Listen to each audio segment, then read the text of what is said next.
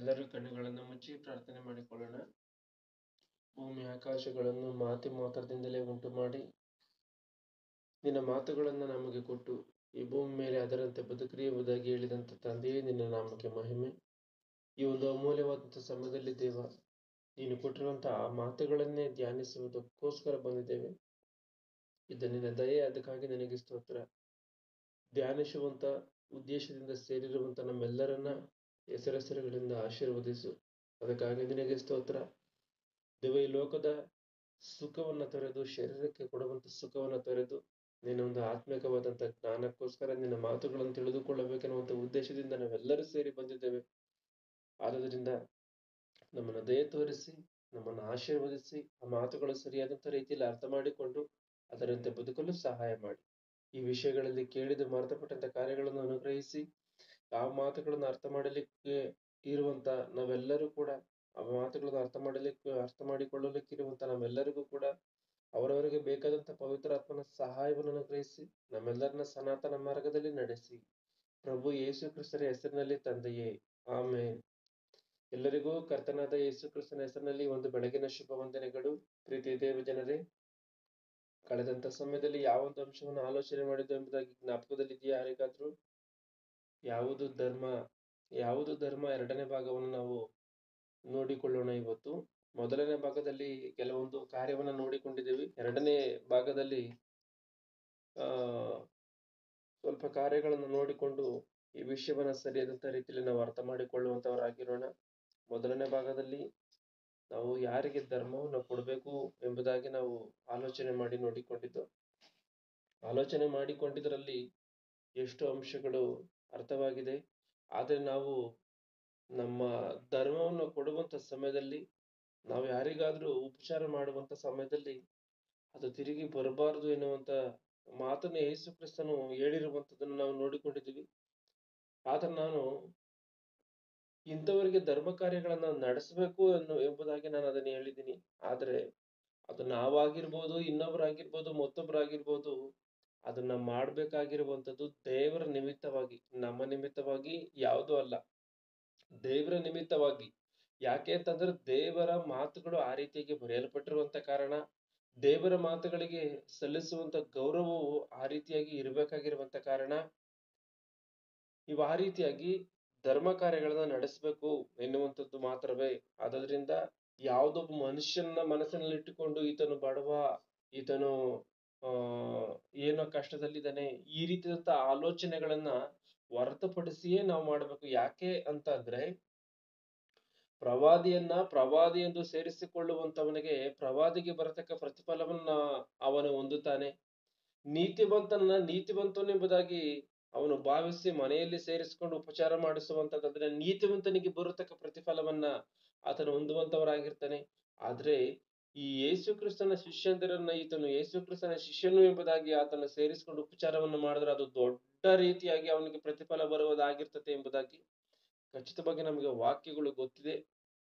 ಆದ್ರಿಂದ ಇವತ್ತು ನಾವು ಯಾವುದೇ ಧರ್ಮವನ್ನು ಕೊಡುವಂತ ಸಮಯದಲ್ಲಿ ಈತನು ದೇವ ಭಕ್ತನು, ಈತನು ದೇವರ ಸೇವಕನು, ಯೇಸು ಕ್ರಿಸ್ತನ ಶಿಷ್ಯಂದನು, ಇವನು ದೇವರ ಸೇವೆಯನ್ನ ಮಾಡ್ತಾ ಇದ್ದಾನೆ ಎನ್ನುವಂತ ದೇವರಿಗೆ ಬೆಲೆ ಕೊಟ್ಟು ಆತನಿಗೆ ಉಪಚಾರವನ್ನು ಮಾಡಿದ್ರೆ ಹೆಚ್ಚಿನದಂತ ಪ್ರತಿಫಲಕ್ಕೆ ಕಾರಣವಾಗಿರ್ತದೆ ಎನ್ನುವಂಥದ್ದನ್ನ ಮನಸ್ಸಿನಲ್ಲಿ ಇಟ್ಟುಕೊಳ್ಬೇಕು.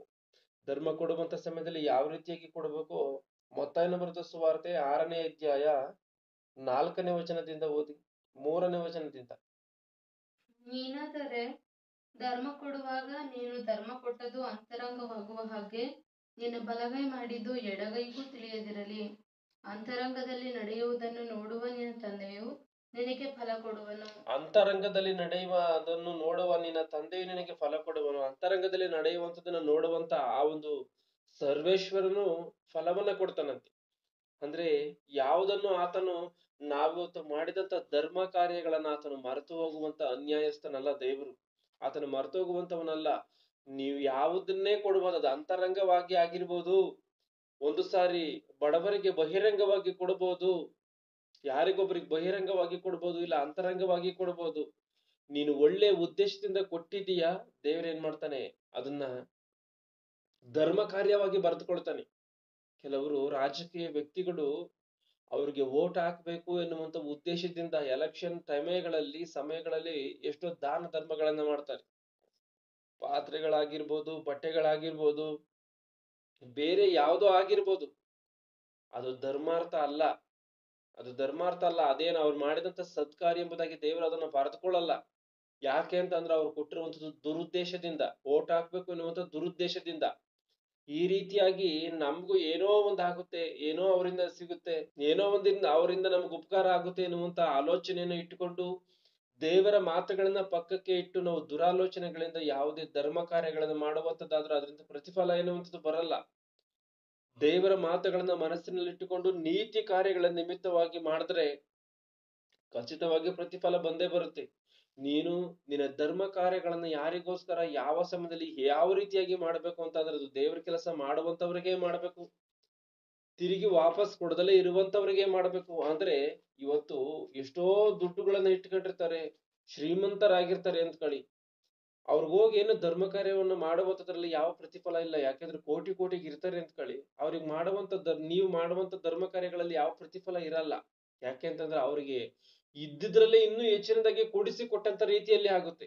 ಇವತ್ತು ನೀವು ಕೊಟ್ಟಿದ್ದನ್ನ ಆತನ ತೆಗೆದುಕೊಂಡು ದೇವರ ಕೆಲಸವನ್ನು ನೆರವೇರಿಸಿದ್ರೇನೆ ಪ್ರತಿಫಲ ಎನ್ನುವಂಥದ್ದು ಬರುವಂಥದ್ದು. ಅದು ಆತನಿಗಾಗಿರ್ಬೋದು, ನಿಮಗಾಗಿರ್ಬೋದು. ಆ ರೀತಿಯಾಗಿ ದೇವರ ಕೆಲಸದಲ್ಲಿ ಇರುವಂತವನಿಗೆ ಕೊಡಬೇಕು. ಅವನ್ ವಾಪಸ್ ಕೊಡದಲ್ಲೇ ಇರುವಂತವನಿಗೆ ಅಂದ್ರೆ ಬಡವನಿಗೆ ಕೊಡಬೇಕು. ಯಾವ ಸಮಯದಲ್ಲಿ ಕೊಡ್ಬೇಕು? ಯಾವಾಗಲೂ ಕೊಡ್ಬೇಕು. ಅಂದ್ರೆ ಅದು ನಿಮ್ಗೆ ಯಾವಾಗ ಅನುಕೂಲ ಆಗುತ್ತೋ ಎಲ್ಲ ಸಮಯದಲ್ಲೂ ಕೊಡ್ಬೇಕು. ಯಾಕೆಂತಂದ್ರೆ ವಾಕ್ಯಗಳು ಯಾವ ರೀತಿಯಾಗಿ ಬರೆಯಲ್ಪಟ್ಟಿದೆ? ನೀವು ಒಪ್ಪುವಂತದ್ದಾದರೆ ಎಂಬುದಾಗಿ ಬರೆಯಲ್ಪಟ್ಟಿದೆ.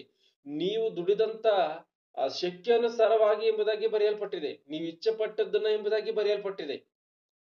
ನೀವು ನಿಮ್ಮ ಆದಾಯದ ಮೇರೆಗೆ ಎಂಬುದಾಗಿ ಬರೆಯಲ್ಪಟ್ಟಿದೆ. ಅದು ಎಷ್ಟು ಕೊಡ್ತೀರೋ ಅದು ನಿಮಗೆ ಬಿಟ್ಟಿದ್ದು. 1 ರೂಪಾಯಿ ಕೊಡ್ತೀರೋ ಅದು ನಿಮಗೆ ಬಿಟ್ಟಿದ್ದು. 1 ಕೋಟಿ ಕೊಡ್ತೀರೋ ಅದು ನಿಮಗೆ ಬಿಟ್ಟಿದ್ದು. ಆದ್ರೆ ನಿಮ್ಮ ಇಷ್ಟಾನುಸಾರವಾಗಿರ್ಬೇಕು. ಯಾವ ರೀತಿಯಾಗಿ ಕೊಡ್ಬೇಕು? ಅದು ನಿಮ್ಮ ಶ್ರಮೆ ಆಗಿರ್ಬೋದು. ಏನು ಇಲ್ಲಿ ದುಡ್ಡು ಒಂದೇನೆ ಅಂತ ಅಲ್ಲ, ಅದು ನಿಮ್ಮ ಶ್ರಮೆ ಆಗಿರ್ಬೋದು. ಇವತ್ತು ಸುವಾರ್ತೆ ಕಾರ್ಯಕ್ರಮಗಳನ್ನ ಹಮ್ಮಿಕೊಳ್ತಾರೆ. ಆ ಸುವಾರ್ತೆ ಕಾರ್ಯಕ್ರಮಗಳನ್ನ ಹಮ್ಮಿಕೊಂಡ ಸಮಯದಲ್ಲಿ ಅಲ್ಲಿ ಏನೋ ಕೆಲಸದ ಅಗತ್ಯತೆ ಇರ್ತದೆ ಅಂತ್ಕೊಳ್ಳಿ. ಅಲ್ಲೇನೋ ಒಂದು ಸ್ಟೇಜ್ ಅನ್ನು ನಿರ್ಮಾಣ ಮಾಡಬೇಕು, ಇಲ್ಲ ವಾಕ್ಯ ಕೇಳುವುದಂತ ಬಂದಂತ ಜನಗಳಿಗೆ ಯಾವುದೋ ಒಂದು ಸತ್ಕಾರಗಳನ್ನ ಮಾಡಬೇಕು.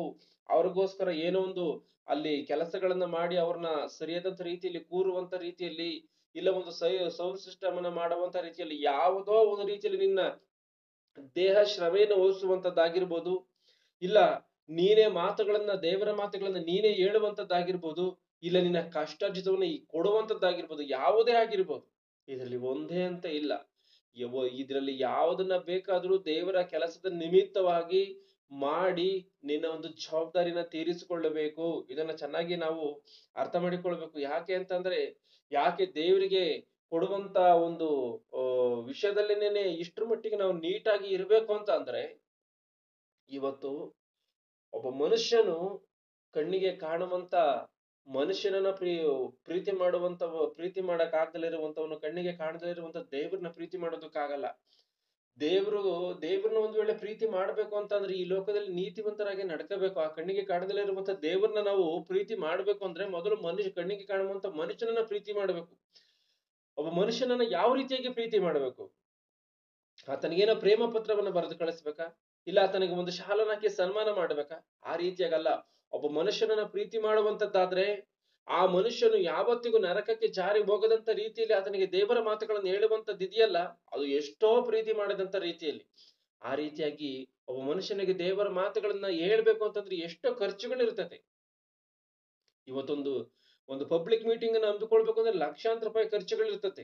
ಇವತ್ತು ಎಲ್ಲೋ ಹೋಗಿ ದೂರ ಸೇವೆಯನ್ನ ಮಾಡ್ಬೇಕಂದ್ರೆ ಎಷ್ಟೋ ಖರ್ಚುಗಳಿರ್ತದೆ. ಕೆಲಸಗಳನ್ನ ಬಿಡಬೇಕು, ಅದಕ್ಕೆ ಬೇಕಾದಂತ ಅವಶ್ಯಕತೆಗಳನ್ನ ತೆಗೆದುಕೊಳ್ಬೇಕು, ಅಲ್ಲಿಂದ ಎಷ್ಟೋ ಕಷ್ಟಪಟ್ಟ ಪ್ರಯಾಣಗಳನ್ನ ಮಾಡಬೇಕು, ಅಲ್ಲೆಲ್ಲ ಊಟ ತಿಂಡಿಗಳು ಬೇಕು, ಅಲ್ಲಿ ನಮಗ್ ಸೌಕರ್ಯಗಳು ಬೇಕು. ಅದನ್ನೆಲ್ಲ ಹೋಗಿ ಮಾಡ್ಬೇಕಂದ್ರೆ ಎಷ್ಟೋ ಖರ್ಚುಗಳಿರ್ತದೆ. ಆದ್ರಿಂದ ಇವೆಲ್ಲದಕ್ಕೂ ಹಣ ಖರ್ಚಾಗುತ್ತೆ, ಶ್ರಮ ಖರ್ಚಾಗುತ್ತೆ, ಟೈಮ್ ಖರ್ಚಾಗುತ್ತೆ, ಇದೆಲ್ಲವೂ ಖರ್ಚಾಗಿ ಹೋಗುತ್ತೆ. ಆದ್ರೆ ಇವೆಲ್ಲವನ್ನ ಕೊಡುವಂತವರಾಗಿರ್ಬೇಕು. ಯಾವ ರೀತಿಯಾಗಿ? ನಾವು ಹಾಕಿಕೊಳ್ಳುವಂತ ಬಟ್ಟೆಗಳೇ ಎಷ್ಟೋ ಖರ್ಚಿರ್ತತೆ, ಎಷ್ಟೋ ರೈಟ್ ಇರ್ತದೆ ಅದಕ್ಕೆ. ನಾವು ಧರಿಸಿಕೊಳ್ಳುವಂತ ಒಂದು ಬಟ್ಟೆ ಎಷ್ಟೋ ರೈಟ್ ಇರ್ತದೆ ಅದಕ್ಕೆ. 10,000 20,000 ಒಂದು ಸೂಟನ್ನು ತೆಗೆದುಕೊಂಡು ಅಂದ್ರೆ ಈ 10,000ದ ಮೇಲೆ ಕೊಡ್ಬೇಕಾಗುತ್ತೆ, ಸಾವಿರಾರು ರೂಪಾಯಿ ಕೊಡ್ಬೇಕಾಗುತ್ತೆ. ಒಂದು ಸೀರೆಗಳಿಗೆ ಎಷ್ಟೋ ದುಡ್ಡುಗಳಿರ್ತತೆ, ಆದ್ರೆ ನಾವು ದೇವರಿಗೆ ಕೊಡುವಂಥದ್ದು ಎಷ್ಟಾಗಿರ್ತತೆ? ನಾವು ಹಾಕಿಕೊಳ್ಳುವಂತ ಬಟ್ಟೆಗಿನ್ನ ಹೆಚ್ಚಿನದಾದಂತ ಬೆಲೆಯನ್ನ ದೇವರಿಗೆ ಕೊಡ್ತೀವ? ನಾವು ಇವತ್ತು ಬಟ್ಟೆಯನ್ನ ಅಷ್ಟೊಂದು ದುಡ್ಡು ಕೊಟ್ಟು ಬಟ್ಟೆನ ತೆಗೆದುಕೊಳ್ತೀವಿ ಅಂತ ಅಂದ್ರೆ ಅದಕ್ಕಿನ್ನ ಹೆಚ್ಚಿನದಾದಂತ ದುಡ್ಡನ್ನ ನಾವು ದೇವರ ರಾಜ್ಯಕ್ಕೋಸ್ಕರ ಹಾಕ್ತಿವ? ಹಾಕ್ಬೇಕು. ನಾವು ಇವತ್ತು ಒಂದ್ ವೇಳೆ ಆ ರೀತಿಯಾಗಿ ಹಾಕ್ಲಿಲ್ಲ ಅಂದ್ಕೊಳ್ಳಿ, ಇವತ್ತು ನಾವು ಆ ಬಟ್ಟೆಗೆ ನಮ್ಮ ಐಷಾರಾಮಿ ಜೀವನಕ್ಕೆ ಕೊಟ್ಟಂತ ಬೆಲೆಯನ್ನು ನಾವು ದೇವರ ರಾಜ್ಯಕ್ಕೆ ದೇವರಿಗೆ ಕೊಡ್ತಿಲ್ಲ ಅನ್ನುವಂತ ರೀತಿಯಲ್ಲಿ ನಾವು ಇದ್ದೀವಿ ಅನ್ನುವಂಥದ್ದನ್ನ ಖಚಿತವಾಗಿ ನಾವು ಅರ್ಥ ಮಾಡಿಕೊಳ್ಬೇಕು. ನಾವು ಮಾಡುವಂತ ಊಟಗಳೇ ಎಷ್ಟೋ ಇರ್ತದೆ ಒಂದು ಸಾರಿ ಏನೋ ನಾನ್ ವೆಜ್ ಹೋಟ್ಲ್ಗಳಲ್ಲಿ ಹೋಗಿ ಒಂದ್ ವೇಳೆ ಊಟ ಮಾಡುವಂತದ್ದಾದ್ರೆ ಎಷ್ಟೋ ಜಾಸ್ತಿ ದುಡ್ಡು ಇರ್ತೈತೆ. ದೊಡ್ಡ ದೊಡ್ಡ ಹೋಟೆಲ್ಗಳು ಹೋಗಿ ಊಟ ಮಾಡುವಂತದ್ದಾದ್ರೆ ಜಾಸ್ತಿ ಬೆಲೆಗಳಿರ್ತತೆ ಆ ಊಟಕ್ಕೆ. ಆದ್ರೆ ನಾವು ಚರ್ಚಲ್ಲಿ ಹಾಕುವಂಥದ್ದು ಎಷ್ಟು? 10 ರೂಪಾಯೋ, 20 ರೂಪಾಯೋ, 30 ರೂಪಾಯಿ ಎಷ್ಟನ್ನ ಹಾಕ್ತಿವಿ ನಾವು. ಅಂದ್ರೆ ನಾವು ತಿನ್ನುವಂತ ಊಟಕ್ಕೂ ಊಟಕ್ಕೆ ಕೊಟ್ಟಂತ ಬೆಲೆಯನ್ನು ದೇವರಿಗೆ ಕೊಟ್ಟಿಲ್ಲ ಅಂತ ಆಯ್ತು ಅಲ್ಲಿಗೆ. ಆದ್ರಿಂದ ನಾವು ಚೆನ್ನಾಗಿ ಅರ್ಥ ಮಾಡಿಕೊಳ್ಬೇಕು ಇದೆಲ್ಲವನ್ನೂ. ಇವತ್ತು ನಿಜವಾದಂತ ಉಪವಾಸ ಅಂದ್ರೆ ಏನು ಅಂತ ಗೊತ್ತಿದ್ಯಾ? ಉಪವಾಸ ಅಂದ್ರೆ ಏನು ಅಂತ ಗೊತ್ತಿದ್ಯಾ? ನಾವೇನು ಉಪವಾಸ ಅಂತ ಅಂದ್ರೆ ಊಟ ಬಿಟ್ಟು ಕೂತ್ಕೊಂಡು ಪ್ರಾರ್ಥನೆ ಮಾಡುವಂತದ್ದು ಏನು ಎಂಬುದಾಗಿ ನಾವು ಅಂದ್ಕೊಂಡಿದೀವಿ. ಆದ್ರೆ ನಿಜವಾದಂತ ಉಪವಾಸ ಅಂದ್ರೆ ಏನು ಅಂತ ಅಂದ್ರೆ ನಮ್ಮ ಐಷಾರಾಮಿ ಜೀವನವನ್ನ ತೊರೆದು ದೇವರಿಗೆ ಕೊಡುವಂತದ್ದು ನಿಜವಾಗಲು. ಏನೋ 10,000 ಕೊಟ್ಟು ಒಂದು ಸೂಟನ್ನ ತೆಗೆದುಕೊಳ್ತೀವಿ ಅಂತ ಅಂದ್ರೆ ಆ ಸೂಟನ್ನು 10,000 ಕೊಟ್ಟು ತೆಗೆದುಕೊಳ್ಳದೆ ಯಾವುದೋ ಒಂದು ಚಿಕ್ಕನದಂತ ಬಟ್ಟೆಯನ್ನ ನಾರ್ಮಲ್ ಆಗಿರುವಂತ ಒಂದು ಬಟ್ಟೆಗಳನ್ನ ತೆಗೆದುಕೊಂಡು ಧರಿಸಿಕೊಂಡು ಆ ದುಡ್ಡನ್ನ ದೇವರಿಗೆ ಕೊಡುವಂತದ್ದು ನಿಜವಾದಂತ ಉಪವಾಸ. ಎಷ್ಟೋ ಖರ್ಚನ್ನ ಮಾಡಿ ಯಾವ್ದಾವ್ದೋ ಹೋಟ್ಲುಗಳಲ್ಲಿ ತಿಂದ್ಬಿಟ್ಟು ನಾವು ಎಲ್ಲೋ ಸುತ್ತಿ ಅದಕ್ಕೆಲ್ಲ ಖರ್ಚು ಮಾಡಿ ವೇಸ್ಟ್ ಮಾಡ್ತೀವಿ ಅಂದ್ರೆ ಅದ್ ಯಾವುದನ್ನು ಮಾಡದಂತ ರೀತಿಯಲ್ಲಿ ದೇವರ ರಾಜ್ಯಕ್ಕೋಸ್ಕರ ಬಿತ್ತುವಂತದ್ದು ನಿಜವಾದಂತ ಉಪವಾಸ. ಯಾವ್ದಾವ್ದೋ ಫಂಕ್ಷನ್ಗಳಿಗೆ ಏನೇನೋ ಖರ್ಚು ಮಾಡ್ತೀವಿ, ಎಷ್ಟೋ ದುಡ್ಡುಗಳನ್ನ ಖರ್ಚು ಮಾಡ್ತೀವಿ. ಇವತ್ತೊಂದು ಬರ್ತ್ಡೇ ಫಂಕ್ಷನ್ ಬಂತು ಅಂದ್ಕೊಳ್ಳಿ, ಎಷ್ಟೋ ದುಡ್ಡನ್ನ ಖರ್ಚು ಮಾಡ್ತೀವಿ. ಒಂದು ಮದುವೆ ಫಂಕ್ಷನ್ ಅಂತ ಬಂತು ಅಂದ್ರೆ ಎಷ್ಟೋ ದುಡ್ಡನ್ನ ಖರ್ಚು ಮಾಡ್ತೀವಿ, ಲಕ್ಷನ್ ಗಟ್ಲೆ. ಆದ್ರೆ ಅಷ್ಟು ಲಕ್ಷನ್ ಗಟ್ಲೆಗಳನ್ನ ಇಕ್ಕಿ ಪಬ್ಲಿಕ್ ಮೀಟಿಂಗ್ ಅನ್ನ ಮಾಡಿಸ್ತೀವ? ಒಂದ್ 4 ಮಾತು ಪ್ರಜೆಗಳಿಗೆ ಗೊತ್ತಾಗ್ಲಿ ಎಂಬುದಾಗಿ ಪಬ್ಲಿಕ್ ಮೀಟಿಂಗ್ ಅನ್ನ ಮಾಡಿಸ್ತೀವ ಯಾವತ್ತಾದ್ರೂನ? ಆ ಮೀಟಿಂಗ್ ಗೋಸ್ಕರ ಕೊಡುವಂತ 1 ರೂಪಾಯಿಗೋ ಇಲ್ಲ ಒಂದ 100 ರೂಪಾಯಿಗೋ ಇಲ್ಲ ಒಂದು 1000 ರೂಪಾಯಿಗೋ ಹಿಂದೆ ಮುಂದೆ ನೋಡ್ತಾ ಇರ್ತೀವಿ. ಆದ್ರೆ ಲಕ್ಷಾನ್ಗಟ್ಲೆ ಖರ್ಚು ಮಾಡಿ ಇವೆಲ್ಲ ಫಂಕ್ಷನ್ ಗಳನ್ನ ಮಾಡ್ತಾ ಇರ್ತೀವಿ. ಒಂದು ಸಾರಿ ಆಲೋಚನೆ ಮಾಡಬೇಕು. ಇದನ್ನೆಲ್ಲ ನಾನು ಮಾಡಬಾರದು ಎಂಬುದಾಗಿ ನಾನು ಹೇಳ್ತಾ ಇಲ್ಲ, ಮಾಡಬೇಕು. ಆದ್ರೆ ಯಾವ ಅಳತೆಯಲ್ಲಿರ್ಬೇಕು ಆ ಅಳತೆಯಲ್ಲಿರ್ಬೇಕು. ಯಾವ ಅಳತೆಯನ್ನ ಮೀರಿದ್ರೆ ಏನಾಗುತ್ತೆ ಅಂತಂದ್ರೆ ಪ್ರಮಾದ ಎನ್ನುವಂಥದ್ದು ನಡೀತದೆ. ಆದ್ರಿಂದ ಯಾವ ಲೆವೆಲ್ ಅಲ್ಲಿ ಇರ್ಬೇಕೋ ಆ ಲೆವೆಲ್ ಅಲ್ಲಿ ಅದಿದ್ದು ಮುಗ್ದೋಗ್ಬೇಕು. ಆದ್ರೆ ದೇವರ ಕೆಲಸಗಳು ಯಾವ ಲೆವೆಲ್ ಅಲ್ಲಿ ಉನ್ನತವಾಗಿರ್ಬೇಕೋ ಆ ಉನ್ನತವಾಗಿನೇ ನಡಿಬೇಕು. ಇವತ್ತು ಪರಲೋಕದಲ್ಲಿ ಸಂಪಾದನೆಯನ್ನ ಯಾವ ರೀತಿಯಾಗಿ ಮಾಡ್ಕೊಳ್ಳೋದಕ್ಕಾಗುತ್ತೆ? ನಾವು ಪರಲೋಕದಲ್ಲಿ ನಾಳೆ ದಿನ ನಾವು ಹೋಗ್ತೀವಿ ಅಂದ್ಕೊಳ್ಳಿ, ಯಾವ್ದೋ ಒಂದು ಚಿಕ್ಕ ಜಾಗ ಮೂಲೆಯಲ್ಲಿ ಎಲ್ಲೋ ಇದೆ ಅಂದ್ಕೊಳ್ಳಿ, ಅದ್ ಯಾವ ರೀತಿಯಾಗಿ ಇರ್ತತೆ? ಒಂದ್ಸರಿ ಆಲೋಚನೆ ಮಾಡಿ. ಇವತ್ತು ಈ ಲೋಕದಲ್ಲಿ ಈ ನಾಶವಾಗಿ ಹೋಗುವಂತ ಈ ಲೋಕದಲ್ಲಿನೇ ದೊಡ್ಡ ಬಂಗ್ಲೆ ಇರ್ಬೇಕು, ದೊಡ್ಡ ಕಾರ್ ಇರ್ಬೇಕು, ದೊಡ್ಡ ಆಸ್ತಿ ಇರ್ಬೇಕು, ದೊಡ್ಡಸ್ತಿಕೆ ಇರ್ಬೇಕು, ಅಧಿಕಾರ ಇರ್ಬೇಕು, ಹಣ ಇರ್ಬೇಕು ಎಂಬುದಾಗಿ ಆಸೆ ಪಡುತ್ತಿರುವಂತ ನಮಗೆ ಶಾಶ್ವತವಾಗಿ ಇರುವಂತ ಲೋಕದಲ್ಲಿ ದೊಡ್ಡಸ್ತಿಕೆ ಬೇಡವಾ? ಅಲ್ಲಿ ದೊಡ್ಡದಾಗಿ ಉನ್ನತವಾಗಿ ಇರುವಂತದ್ದು ಬೇಡವಾ? ಇರ್ಬೇಕು. ಆ ರೀತಿಯಾಗಿ ಉನ್ನತವಾಗಿ ಶಾಶ್ವತವಾಗಿ ಇರುವಂತ ಲೋಕದಲ್ಲಿ ಉನ್ನತವಾಗಿ ಇರಬೇಕು ಅಂತ ಅಂದ್ರೆ ಮತ್ತೆ ಎಲ್ಲಿ ಸಂಪಾದನೆ ಮಾಡ್ಬೇಕು? ಅಲ್ಲೋಗಿ ಸಂಪಾದನೆ ಮಾಡಕ್ಕಾಗತ್ತ? ಅಲ್ಲೋಗಿ ಸಂಪಾದನೆ ಮಾಡೋದಕ್ಕಾಗಲ್ಲ, ಇಲ್ಲೇ ಸಂಪಾದನೆ ಮಾಡ್ಬೇಕು. ಮತ್ತು ಇಲ್ಲಿ ಯಾವ ರೀತಿಯಾಗಿ ಸಂಪಾದನೆ ಮಾಡ್ಬೇಕು? ನಿನ್ ನೀತಿ ನಿಮಿತ್ತವಾಗಿ ಖರ್ಚು ಮಾಡುವಂತ ದೇವರ ರಾಜ್ಯದ ನೀತಿ ನಿಮಿತ್ತವಾಗಿ ನೀನ್ ಖರ್ಚು ಮಾಡುವಂತ ಒಂದೊಂದು ರೂಪಾಯಿಗಳು ಕೂಡ ಅಲ್ಲಿ ಸಂಪಾದನೆ. ನೀನ್ ಇಲ್ಲಿ ಬಿತ್ತಿದ್ರೆ ಅಲ್ಲಿ ಸಂಪಾದನೆ ಅದು. ಆದ್ದರಿಂದ ಆಲೋಚನೆ ಮಾಡಿ, ನಮ್ಮ ಬದುಕುಗಳು ಯಾವ ರೀತಿಯಾಗಿದೆ? ನಾವು ಹಾಕಿಕೊಳ್ಳುವಂತ ಬಟ್ಟೆಗೆ ಕೊಟ್ಟಟ್ಟು ಬೆಲೆಯನ್ನು ನಾವು ದೇವರ ರಾಜ್ಯಕ್ಕೋಸ್ಕರ ಕೊಡ್ತಾ ಇದೀವ? ನಾವು ತಿನ್ನುವಂತ ಊಟಕ್ಕೋಸ್ಕರ ಕೊಟ್ಟಂತ ಬೆಲೆಯನ್ನ ದೇವರ ರಾಜ್ಯಕ್ಕೋಸ್ಕರ ಕೊಡ್ತಾ ಇದೀವ? ನಮ್ಮ ಐಷಾರಾಮಿ ಜೀವನಗಳಿಗೆ ಎಷ್ಟೋ ಖರ್ಚನ್ನ ಮಾಡ್ತೀವಿ. ಇವತ್ತು ನಾವು ಭಾನುವಾರ ಚರ್ಚಿಗೆ ಹೋಗ್ತೀವಿ, ಅಲ್ಲೇನೋ ಒಂದು 100 ರೂಪಾಯೋ 50 ರೂಪಾಯಿನೋ ಹಾಕಿ ಕಾಣಿಕೆಯನ್ನು ಬರ್ತೀವಿ. ಆದ್ರೆ ಮನೆಯಲ್ಲಿ ನಾನ್ ವೆಜ್ ಮಾಡುವಂತ ಸಮಯದಲ್ಲಿ ಅದೇ ದಿನ 1000 ರೂಪಾಯಿ ಬೇಕಾದ್ರೂ ಖರ್ಚನ್ನು ಮಾಡ್ತೀವಿ. ಯಾವ ರೀತಿಯಾಗಿ ಇರ್ತತೆ? ಒಂದ್ಸರಿ ಆಲೋಚನೆ ಮಾಡಿ ಯಾವ ರೀತಿಯಾಗಿರ್ತತೆ ಅಂತ. ಬಲವಂತವಾಗಿ ಕೊಡೋದು ಹಂಗಂತ ಹೇಳಿ ಕೊಡ್ಲೇಬೇಕಲ್ಲ ಅಂತ ಬಲವಂತವಾಗಿ ಕೊಡೋದು, ನಿಮ್ಮ ಇಷ್ಟಾನುಸಾರವಾಗಿ ಮಾತ್ರವೇ ಕೊಡ್ಬೇಕು ಎನ್ನುವಂಥದ್ದನ್ನ ಚೆನ್ನಾಗಿ ಅರ್ಥ ಮಾಡಿಕೊಳ್ಬೇಕು. ಇವತ್ತು ಈ ಲೋಕದಲ್ಲಿ ದುಡ್ಡನ್ನ ಯಾವ ರೀತಿಯಾಗಿ ಸಂಪಾದನೆ ಮಾಡಬೇಕು, ದುಡ್ಡನ್ನ ಈ ರೀತಿಯಾಗಿ ಸಂಪಾದನೆ ಮಾಡ್ಬೇಕು, ಹೇಗೇಗೋ ಸಂಪಾದನೆ ಮಾಡ್ಬೇಕು ಅಂತ ಏನೇನೋ ವಿಡಿಯೋಗಳನ್ನ ಮಾಡಿ ಬಿಡ್ತಾರೆ, ಏನೇನೋ ಹೇಳ್ತಿರ್ತಾರೆ ದುಡ್ಡನ್ನ ಯಾವ ರೀತಿಯಾಗಿ ಮಾಡ್ಬೇಕು ಅಂತ. ಆದ್ರೆ ಪರಲೋಕದಲ್ಲಿ ಗಂಟನ್ನ ಯಾವ ರೀತಿಯಾಗಿ ಮಾಡ್ಕೊಳ್ಬೇಕು, ಮುಂದೆ ಹೋಗುವಂತ ಲೋಕದಲ್ಲಿ ಯಾವ ರೀತಿಯಾಗಿ ಸ್ವತ್ತನ್ನ ಮಾಡ್ಕೋಬೇಕೆಂಬುದಾಗಿ ಯಾವ ಮನುಷ್ಯನಾದ್ರೂ ಹೇಳ್ತಾನ? ಯಾವ ಒಬ್ಬ ಮನುಷ್ಯನಾದ್ರೂ ಅದನ್ನ ಹೇಳ್ತಾನ? ಯಾರು ಹೇಳಲ್ಲ. ಈ ಲೋಕದಲ್ಲಿ ಯಾವ ರೀತಿಯಾಗಿ ನೀನು ಬದುಕಬೇಕು, ಈ ಲೋಕದಲ್ಲಿ ಯಾವ ರೀತಿಯಾಗಿ ಸುಖ ಪಡಬೇಕು, ಈ ಲೋಕದಲ್ಲಿ ಎಷ್ಟರ ಮಟ್ಟಿಗೆ ನೀನು ಉನ್ನತವಾಗಿ ಬದುಕಬೇಕು ಎನ್ನುವಂಥದ್ದನ್ನೇ ಹೇಳಿ ಆ ಮನುಷ್ಯನನ್ನು ನರಕ ದಾರಿಯಲ್ಲಿ ನಡೆಸ್ತಾನೆ ಬಿಟ್ರೆ, ಸತ್ಯದ ಮಾರ್ಗದ ವಿಷಯದಲ್ಲಿ ಯಾರು ಉಪದೇಶ ಮಾಡಲ್ಲ. ಸತ್ಯದ ಮಾರ್ಗದ ಉಪದೇಶ ಮಾಡುವಂಥದ್ದು ಒಂದೇ ಬೈಬಲ್. ಅದನ್ನ ಹೊರತಾಗಿ ಬೇರೆ ಇನ್ಯಾವುದೂ ಇಲ್ಲ. ಈ ಸತ್ಯವನ್ನು, ಬೈಬಲ್ ಇರುವಂತ ಸತ್ಯವನ್ನ ತಿಳಿದಂತವನು ಮಾತ್ರವೇ ಈ ಒಂದು ವಿಚಾರವನ್ನು ಹೇಳೋದಕ್ಕೆ ಸಾಧ್ಯ. ಯಾಕೆಂದ್ರೆ ಇನ್ನೊಂದು ಲೋಕದಲ್ಲಿ, ಕಣ್ಣಿಗೆ ಕಾಣದೇ ಇರುವಂತ ಲೋಕಗಳಲ್ಲಿ ನಿರೀಕ್ಷೆ ಇಲ್ಲದಂತ ಜನವೇ ಇವತ್ತು ಪ್ರಪಂಚದಲ್ಲಿ ತುಂಬಿ ತುಳುಗುತ್ತಾ ಇದ್ದಾರೆ. ಇವತ್ತು ಕ್ರೈಸ್ತರು ಕೂಡ ಆ ಪ್ರಪಂಚದಲ್ಲಿ ಅರ್ಧ ಸಂಖ್ಯೆ ಕ್ರೈಸ್ತರೇ ಇದಾರಲ್ವಾ, ಇವರೆಲ್ಲರೂ ಕೂಡ ಆ ನಿರೀಕ್ಷೆಯಲ್ಲೇ ಇದ್ದಾರ ಅಂತಂದ್ರೆ ಸುಳ್ಳು. ಯಾಕೆ ಅಂತಂದ್ರೆ ಅದ್ರಲ್ಲಿರುವಂತ ಎಲ್ಲರೂ ಕೂಡ ಪರಲೋಕದ ನಿರೀಕ್ಷೆಯಲ್ಲಿ ಇಲ್ಲ. ಯಾಕಂದ್ರೆ ಅವರ ಕ್ರಿಯೆಗಳ ಮೂಲಕವಾಗಿ ಖಚಿತವಾಗಿ ಹೇಳ್ಬೋದು. ಒಂದು ಕ್ರಿಸ್ಮಸ್ ಬಂದ್ರೆ ಗೊತ್ತಾಗುತ್ತೆ, ಬೆತ್ತಲೆ ಡ್ಯಾನ್ಸ್ ಗಳನ್ನ ಮಾಡ್ಕೊಂಡು, ಎಣ್ಣೆಗಳನ್ನ ಕುಡಿದುಕೊಂಡು ರೋಡಲ್ಲಿ ತಿರುಗುವಂಥದ್ದು. ಇದು ಪರಲೋಕದ ನಿರೀಕ್ಷೆ ಉಳ್ಳಂತವ್ರು ಮಾಡುವಂತ ಕೆಲಸವ? ಪರಲೋಕದ ನಿರೀಕ್ಷೆ ಉಳ್ಳಂತವ್ರು ಮಾಡುವಂತ ಕೆಲಸ ಯಾವ ರೀತಿಯಾಗಿ ಇರ್ತದೆ ಅಂದ್ರೆ ದೇವರ ವಾಕ್ಯಕ್ಕೆ ಅನುಸಾರವಾಗಿ ಇರ್ತದೆ. ಅವ್ರಿಗೆ ಯಾವ ನಿರೀಕ್ಷೆ ಇಲ್ಲ, ಇದೇ ಜೀವನ ಎಂದ್ಕೊಂಡಿದ್ದಾರೆ. ಅದಕ್ಕೋಸ್ಕರವೇ ಅವ್ರು ಏನ್ ಮಾಡಿದ್ದಾರೆ, ಏನೋ ಫಂಕ್ಷನ್ ಗಳನ್ನ ಮಾಡ್ಕೊಂಡು, ಬೈಬಲ್ಗಳನ್ನ ಕೈಯಲ್ಲಿ ಹಿಡಿದುಕೊಂಡು ನರಕಕ್ಕೆ ಹೋಗುವಂತ ಕೆಲಸವನ್ನ ಮಾಡ್ತಾ ಇದ್ದಾರೆ. ಇವೆಲ್ಲವೂ ಕೂಡ ತಪ್ಪು. ಜ್ಞಾನೋಕ್ತಿಗಳು 22:9 ಓದಿ. ಜ್ಞಾನೋಕ್ತಿಗಳು 22:9. ದಯಾದೃಷ್ಟಿಯವನು ಆಶೀರ್ವಾದವನ್ನು ಪಡೆಯುವನು, ತನ್ನ ಅನ್ನವನ್ನು ಬಡವರಿಗೆ ಕೊಡುತ್ತಾನಲ್ಲವೇ. ನೋಡಿ, ಇಲ್ಲಿ ಏನಿದೆ, ದಯಾದೃಷ್ಟಿಯುಳ್ಳವನು ಆಶೀರ್ವಾದವನ್ನು ಪಡೆಯುವನು, ತನ್ನ ಅನ್ನವನ್ನು ಬಡವರಿಗೆ ಕೊಡುತ್ತಾನಲ್ಲವೇ. ದಯಾದೃಷ್ಟಿಯವನು ಆಶೀರ್ವಾದವನ್ನ ಪಡೆಯುವನು. ದಯಾದೃಷ್ಟಿಯವನು ಆಶೀರ್ವಾದವನ್ನ ಪಡಿತಾನಂತೆ. ಅಂದ್ರೆ ದಯೆ ದೃಷ್ಟಿ ಇದ್ರೆ ಆಶೀರ್ವಾದವನ್ನ ಪಡೆಯೋದಕ್ಕಾಗತ್ತಾ? ದಯೆಯ ದೃಷ್ಟಿ ಇರ್ಬೇಕು. ನಮ್ಮಲ್ಲಿ ಏನಿರ್ಬಾರ್ದು, ಸೊಕ್ಕಿನ ಕಣ್ಣುಗಳಿರ್ಬಾರ್ದು. ಸೊಕ್ಕಿನ ಕಣ್ಣುಗಳು ಅಂದ್ರೆ ಕೆಲವರು ಗರ್ವಿಷ್ಠವಾಗಿ ನೋಡ್ತಿರ್ತಾರೆ, ಕೋಪದಿಂದ ನೋಡ್ತಿರ್ತಾರೆ, ಕಣ್ಣನ್ನು ಕೆಂಪು ಮಾಡ್ಕೊಂಡು ನೋಡ್ತಿರ್ತಾರೆ. ಕೆಲವರು ಆ ರೀತಿಯಾಗಿನೇ ಮಾತಾಡ್ತಾರೆ, ಏನಪ್ಪಾ ಈ ರೀತಿಗೆ ಕೆಕ್ಕರಿಸ್ಕೊಂಡು ನೋಡ್ತಾ ಇದ್ದೀಯ ಎಂಬುದಾಗಿ. ಅಂದ್ರೆ ದ್ವೇಷದಿಂದ ನೋಡುವಂಥದ್ದನ್ನ, ಇದನ್ನ ದೇವರು ಒಪ್ಪಲ್ಲ. ಯಾವ್ದೊಬ್ಬ ಮನುಷ್ಯನನ್ನು ಯಾವ ರೀತಿಯಾಗಿ ನೋಡ್ಬೇಕಂತೆ, ದಯಾದೃಷ್ಟಿಯವನು ಆಶೀರ್ವಾದವನ್ನ ಪಡೆಯುವನು. ದಯೆಯ ದೃಷ್ಟಿಯಿಂದ ನೋಡಬೇಕು. ಒಬ್ಬ ಮನುಷ್ಯನನ್ನ ದಯೆ ದೃಷ್ಟಿಯಿಂದ ನೋಡಬೇಕು. ಒಬ್ಬ ಮನುಷ್ಯನಿಗೆ ದಯೆ ತೋರಿಸುವಂತ ರೀತಿಯ ಗುಣಗಳಿರ್ಬೇಕು, ಆ ರೀತಿಯಾದಂತ ಸ್ವಭಾವಗಳಿರ್ಬೇಕು, ಆ ರೀತಿಯಾದಂತ ನೋಟ ಇರ್ಬೇಕು ನಿನ್ನಲ್ಲಿ. ದಯಾದೃಷ್ಟಿಯವನು ಆಶೀರ್ವಾದವನ್ನ ಪಡೆಯುವನು, ತನ್ನ ಅನ್ನವನ್ನ ಬಡವರಿಗೆ ಕೊಡುತ್ತಾನಲ್ಲವೇ. ಅನ್ನವನ್ನ ಬಡವರಿಗೆ ಕೊಡ್ತಾನಂತೆ. ಅವನ್ ಯಾಕೆ ದಯಾದೃಷ್ಟಿಯವನು ಆಶೀರ್ವಾದವನ್ನ ಪಡಿತಾನೆ ಅಂದ್ರೆ ಅವನ ಅನ್ನವನ್ನ ಬಡವರಿಗೆ ಕೊಡ್ತಾನಂತೆ. ಆಲೋಚನೆ ಮಾಡಿ. ಒಬ್ಬ ಬಡವನಿಗೆ ಅಂದ್ರೆ ದೇವರ ಸೇವೆಯನ್ನು ಮಾಡುವಂತ ಒಬ್ಬ ಬಡವನಿಗೆ ನೀನು ಕೊಡುವಂತದ್ದಾದ್ರೆ ದೇವರಿಂದ ಆಶೀರ್ವಾದ ಎಂಬುದಾಗಿ ಮಾತು ಹೇಳುತ್ತೆ. ದೇವರಿಂದ ಆಶೀರ್ವಾದ. ಯಾಕೆ ಅಂತಂದ್ರೆ ಇವತ್ತು ಯಾರೋ ಒಬ್ಬ ಭಿಕ್ಷುಕರನಿಗೆ ನಾವು ಕೊಡುವಂಥದ್ದು ತಪ್ಪ ಅಂದ್ರೆ ತಪ್ಪಲ್ಲ, ಆತನಿಗೆ ಕೊಡಬೇಕು. ಆದ್ರೆ ಆತನಿಗೆ ದೇವರ ಮಾತುಗಳನ್ನ ಹೇಳ್ಬೇಕು. ನೀನ್ ಆ ಭಿಕ್ಷುಕರಿಗೆ ಕೊಟ್ಟಿದ್ದೀಯ ಅಂತ ಆತನಿಗೆ ಒಂದು ಊಟವನ್ನ ಕೊಟ್ಟಿದ್ದೀಯ ಅಂದ್ರೆ ಆತ ತಿಂತಾನೆ, ಬೆಳಗ್ಗೆ ತಿಂತಾನೆ, ಮಧ್ಯಾಹ್ನಕ್ಕೆ ಹಶ್ವಾಗಿ ಹೋಗುತ್ತೆ. ಮತ್ತೆ ಬೆಳಗ್ಗೆ ತಿಂದಿದ್ದಿಲ್ವಾ? ಇಲ್ಲ, ಹಶ್ವಾಗಿ ಹೋಗುತ್ತೆ. ಆದ್ರೆ ದೇವರ ಮಾತುಗಳನ್ನು ಹೇಳಿದ್ರೆ ಆತನಿಗೆ ಎಲ್ಲಿವರೆಗೂ ಇರ್ತದೆ. ಆತನ ಮಾತುಗಳನ್ನ ನಂಬಿ ಮಾರ್ಪಟ್ರೆ ಸದಾ ಕಾಲಕ್ಕೂ ಯುಗಾಂತರಗಳಿಗೂ ಆತನಿಗೆ ಆ ಒಂದು ಮತ್ತೆ ಅವನಿಗೆ ಯಾವುದೇ ರೀತಿಯಾದಂತ ನರಕಕ್ಕೆ ಹೋಗುವಂತ ಚಾನ್ಸಸ್ ಇರಲ್ಲ.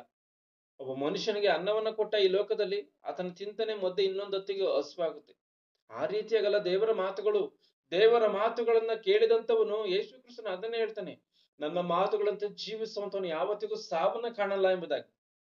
ಯಾವತ್ತಿಗೂ ನಾಶವಾಗಿ ಹೋಗಲ್ಲ ಆತನು. ಆದ್ರಿಂದ ಅಂತ ಕೆಲಸದಲ್ಲಿ ಇರ್ಬೇಕು. ತನ್ನ ಬಡವರಿಗೆ ತನ್ನ ಅನ್ನವನ್ನ ಕೊಡುವನು ಅಂತಂದ್ರೆ ಏನರ್ಥ ಇದು? ಯೆರೆಮೀಯ 15:16 ಓದಿ.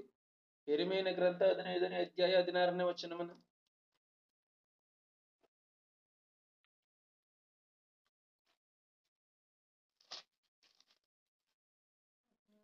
ನನಗೆ ದೊರೆತ ನಿನ್ನ ಮಾತುಗಳನ್ನು ಆಹಾರ ಮಾಡಿಕೊಂಡೆನು.